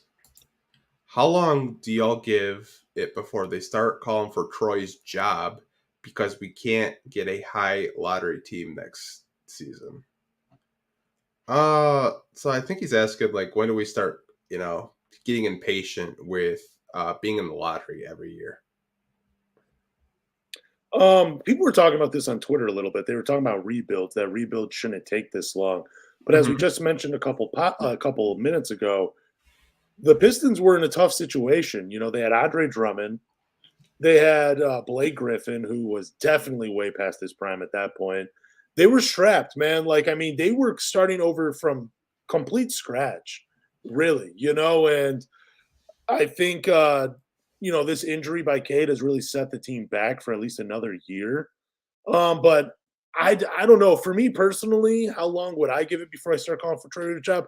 I would give him probably like another 2 to 3 seasons before I really started asking for his job. If we're still hovering around 20 wins 2 years from now, yeah, I'm definitely calling for Troy Weaver's job. But it's hard to say, man. Like, because I just feel like we haven't really got to see this team with a healthy Cade. It's a hard thing to gauge. Because if we could see him and see some more of the flashes, I don't think we have this conversation. I don't think it'd be fair to actually criticize him until we're in a winning position, because I want to see the type of moves he makes when we're in a winning position. Yeah. Because he's only made moves since we've been rebuilding. Like signing Mason Plumlee, everybody hated, but I mean, you got return on it. Signing Kelly Olynyk, like these are all rebuilding moves. A sign and trade for Jeremy Grant, which was his biggest splash for $20 million. Like we haven't really seen him make a win now trade like Van Gundy tried to do with Blake. I want to see what he does. And until then, I will give him my support. And I don't really think he's going anywhere because I think Tom Gores tried to get Troy Weaver before he tried to get Stan Van Gundy years ago, because everyone regards Troy Weaver is a good GM and a good front office guy. So I want to give Weaver, my support until I kind of see what he does. Let's say the Pistons are a 6 seed. How do you get us up to a 3 seed? I want to see what type of moves he makes then. Because I think right now, if you're judging him just off of this rebuild, I think it's unfair. And I think you need to give him more time to build his team, build through the draft, see what draft picks are here to stay and here to go, and what kind of winning free agency moves do you make to make this team into a playoff contender. And right now, we haven't seen that. And I think until we see that, we have to be more patient with it. And I know preaching patience isn't something Pistons fans like to hear, but I think just to be fair, you have to give them at least 3 more years. Yeah, 2 to 3 years for me. But I'm leaning more towards 3. Yeah. Like I said, next year's draft is really bad. Like I told you, Bronny James might be a top 5 pick. He has a pretty cool highlight package, I'm not going to lie. He can just really get up. I was surprised at how high he can jump. It's crazy. Yeah, I think they had the McDonald's All-American game this weekend, so. Oh, okay. So, I don't know. I'm just, like, ever since I worked for this new company, I'm like all into, like, the high school athletics now, so it's pretty crazy. Dude, there's some good, like we've talked about before, there's some really good high school talent in the state of Michigan. Brother Rice, 3 kids going Division I next season. It's crazy. Yeah. So, ooh, would you trade Scoop and Marvin Bagley for Brandon Ingram? Dude, I wish nobody asked me this question because I love Brandon Ingram. And I mean, there's not a lot of things, you know what I mean, I wouldn't trade away off this team to get Brandon Ingram. But man, the injury, it always comes down to injuries with me. You know, he's always hurt. He's playing phenomenal basketball though right now. Like these last few games for him, just been incredible. Like, I love Brandon Ingram. Yeah, I might take it, dude. I might trade Scoot and Marvin Bagley for Brandon Ingram. That would be cool, man. I wouldn't mind a trade like that. Scoot with Zion? Oh my God. Zion's got to get healthy, but that'd be That's one team the Pelicans just don't have as a point guard. I feel like if they got Scoot, man, they would be a dangerous Western Conference team. Like I know they use CJ McCollum as kind of like a combo guard, but he's better off the catch and shoot. But I would consider that trade if it was on the table, and I think most Pistons fans would take it. Just because Brandon Ingram is a special forward in this league, and I think he's a top 5 just isolation scorer in the NBA. He can just get to his spots and get what he wants. But to your point, it seems like he's always injured. I had him on one of my fantasy teams, and it seems like every other week he had like a nagging injury. Yeah, but I mean, there's just something about his game where you're like, that's a Detroit Piston, man. Just like, he's kind of like Rasheed Wallace, man, kind of quiet. I mean, a little bit more expressive on the court, Rasheed Wallace was, but like, you know, not really like doing anything crazy off the court, kind of keeps to himself, just works on his game and balls out when it's game night. For sure. This comes from Peppa Pega Jones. How worried are you about Wemby's being potential injury prone? As a fan of basketball, I don't know. I was thinking about this a lot lately too, because I've been listening to Knuckleheads and they've been talking to Catino. I was listening to the Catino Mobley interview, and he was talking about Yao Ming. And like before Yao Ming added the weight, he was like kind of like more of a stretch player and everything. So it got me thinking like, man, Wemby, you know, kind of tall, very skilled, you know, can shoot the 3. They're probably going to ask him to put on weight in the NBA. I'm a little worried that his career is cut short due to injuries just because of how big he is, and that, you know, knowing the giants of the NBA do tend to struggle with foot injuries, man. It's unfortunate. We just saw Chet Holmgren deal with one before his rookie year, and he was knocked out for the season. He's not even a heavy kid. So, I mean, yeah, there's always that worry in the back of my head that, you know, we're not even going to get a decade from a really tall, really skilled player in a Victor Wembanyama. But I'm hoping he plays for a long time. Yeah, I mean, they had this injury concern with Evan Mobley. Yeah. Because he was skinny.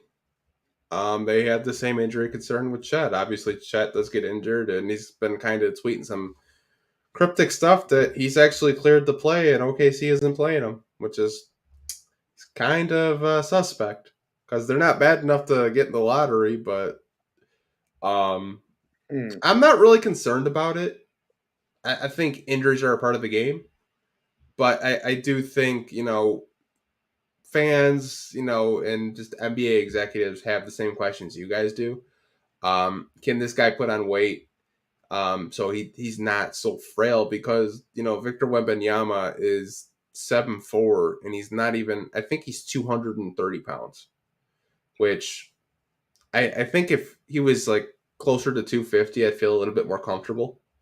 But that's just me. I think he'll be fine. Like I said, I think, you know, injuries are a part of the game. You can't really escape them. He'll either be a generational, you know, star, or he'll be, I don't know, Kwame Brown. You never really know. I just look at it like, you know, Yao Ming, man. He just got too heavy. He was playing like 100 games a year for, you know, the Houston Rockets, and then you know, the Chinese national team. You know, he's doing a lot of stuff. Like, they never let him take a break. So, you know, hopefully that doesn't happen with Victor W, man, because that'd be just a damn shame as a basketball fan to see him not be able to play out his career. You know, I can go to give you a short list of players where injuries cut him down too short, and it's just unfortunate. I just don't want to see that happen to anybody. For sure. We'll do one more question because We've almost been on for 2 hours, dude. It's crazy. Yeah, I know. I'm looking at the time clock. I'm like, man, I still got to do a lot of editing. What is going on here? Okay, we'll do one more question because Lance doesn't have to edit this, and I don't want him staying up all night editing like 85 questions. We appreciate you guys dropping the questions. What should be the expectation win total for next season? Man, I wish you would ask me this question like after the draft and after some free agency signings, but I think next season really should be a push for the play-in. Like we're talking 32 or more wins for this Pistons team. I think the expectation should be like, again, that's just, the fan in me wanting to win a lot of games. Well, that's not even a lot of games. Just win some games, but I think play-in should be the expectation, but we'll see how the offseason unfolds. Let's see what kind of people they bring in, who they draft, and we'll be able to give you a better prediction then when that all happens. I will put a win total on it because I think that's what Michael wants. I say if the Pistons don't have 30 wins next year, to me, I think you should start questioning what they're doing. Because I think you've built a foundation with Cade, Dern, and Ivy. They're all going to be, a year older, a year wiser. I think 30 wins isn't unreasonable. I think they're going to be around that, low 30s win total for next season. I just see it really hard for them to, be in that 40 win total because I think you'd have to make a huge splash in free agency for that to happen. But that's just me. I'll put a number on it just to satisfy you, Mike. So I say 30 wins is like what you should kind of like put the win total on. I know I said in the beginning of this season I thought we'd be a play-in team, but I didn't expect all these injuries.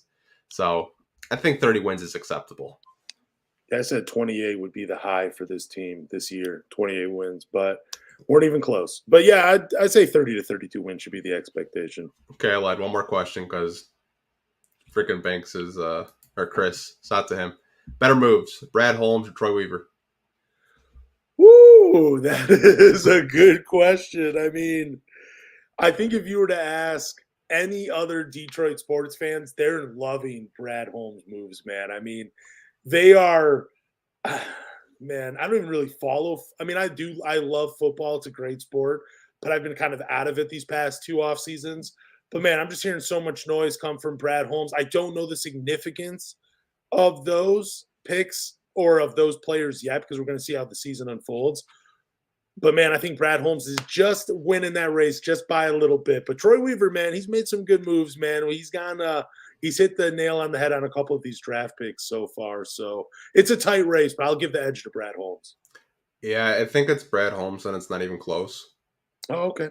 I think what he's done in a short amount of time, him and Dan Campbell, they've reestablished a culture, and they're putting the Lions in a great position to make the playoffs next year and win their division because you don't know what's going to happen with Karen Rodgers. You just don't. He's going to be a Jet. He's going to stay. Who knows? I think Brad Holmes has done a phenomenal job of rebuilding this team, getting Aiden Hutchinson to be, a defensive end and just be a really good player. You're going to have the Rams pick this year at 6. Then you got your own pick at 18. You basically solved your secondary problem with really good pieces that will help you be a better team in the, passing. So you're not, averaging like almost 300 yards per game that you're giving up. I think he's done a phenomenal job with what he has, and they still have $25 million in cap space to spend. I mean, that's crazy.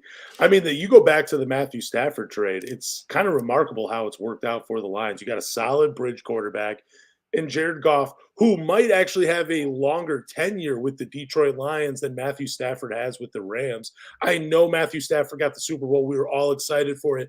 But, I mean, good look by Brad Holmes about, seeing the writing on the wall, where this guy's like, hey, look, I got this pretty talented quarterback. He's been banged up a lot. I mean, who knows how much more gas he has left in the tank? Let's get something for him. And you get 2 first-round picks, and you get Jared Goff. That's solid. I love the move of Chris Gardner-Johnson because I feel like that's a safety you could play all over the field, man. He's like a real chess piece where it opens. Like, I mean, you're getting speed potentially at like a linebacker spot when some situations when he's out on the field. Like, I think he was playing close to the line of scrimmage, kind of almost like Troy Polamalu used to do in Pittsburgh. That gives you a lot of versatility on defense, man. It's going to be exciting, but yeah, Brad Holmes, I definitely give him the edge over Troy Weaver. Yeah, and I think it's kind of unfair too, because obviously, you know, NBA has 2 drafts, two rounds, and NFL has 7, which I will acknowledge because I know someone's going to say, "How can you say that?" Because I know, you know, the Pistons slappy is like, Pistons Talk isn't a Pistons fan; he's a Lions fan. I can already hear it, but I think with Brad, you know, getting 4th round picks like a Amon-Ra St. Brown and a Malcolm Rodriguez. Like every player he's drafted is a player. They're actually playing. It's not like the Bob Quinn days, you know, where he drafted a player and they're not in the league anymore. No, I know. I mean, it's incredible to find a guy like Malcolm Rodriguez, I believe in the 6th round, that kind of talent. Then Houston lining up along the opposite side of Aiden Hutchinson. He had a great season. I don't remember his numbers, but I think he had double-digit sacks for the Lions as a rookie. Yeah. Just incredible, man. And then the move to get rid of TJ Hawkinson. I know a lot of fans hated it, but I hated the move drafting him at 8 because I feel like tight end is a luxury position and you shouldn't draft guys that high, especially when you had as many holes on the team as they did. But getting rid of him before he had that big payday, beautiful move. Loved it. All right. Well, yeah. We're going to wrap it up because this isn't a Lion show. Yeah. And I think some people are like, dude, why am I clicking on this Pistons podcast and they're talking about Brad Holmes? Let's have to show them some love because they're having a really good offseason and hopefully they, you know, win the NFC North and actually win a playoff game. I think the last time they won a playoff game, I wasn't born. So let me ask you one thing, though. Who do you think is a bigger star in Detroit, Aiden Hutchinson or Cade Cunningham? Ooh, bigger star. Cade. Okay. Yeah. I'd lean Cade because it's the bias, but football is the king in Detroit, man. I feel like Aiden to me just seems like one of those guys that's just nicest guy you'll ever meet. Or I feel like Cade, like you could go out partying with Cade. I couldn't see myself partying with Aiden. Oh man, I don't know, dude. That would be. I don't know. I think it's going to be Cade, though. I think he's going to be a bigger star. Yeah, I feel like you could go to the club with like Cade, but you couldn't go to the club with Aiden. Oh, but I mean, you could have a nice dinner with him and his family. That's what it feels like. I don't even know where this podcast is going. I don't know. Let's end it. Someone's going to clip this out of context. They already know it. All right. Go on. Where they can find it and where they can support it and rate it. Thank you guys for listening to the Pistons Talk podcast. Go to Google, Apple, or Spotify, or wherever you listen to podcasts. Hit that subscribe button. But after you hit the subscribe button, do 2 things. Leave a rating or drop a review and leave a rating. But more importantly, tell a Pistons fan. Peace, guys.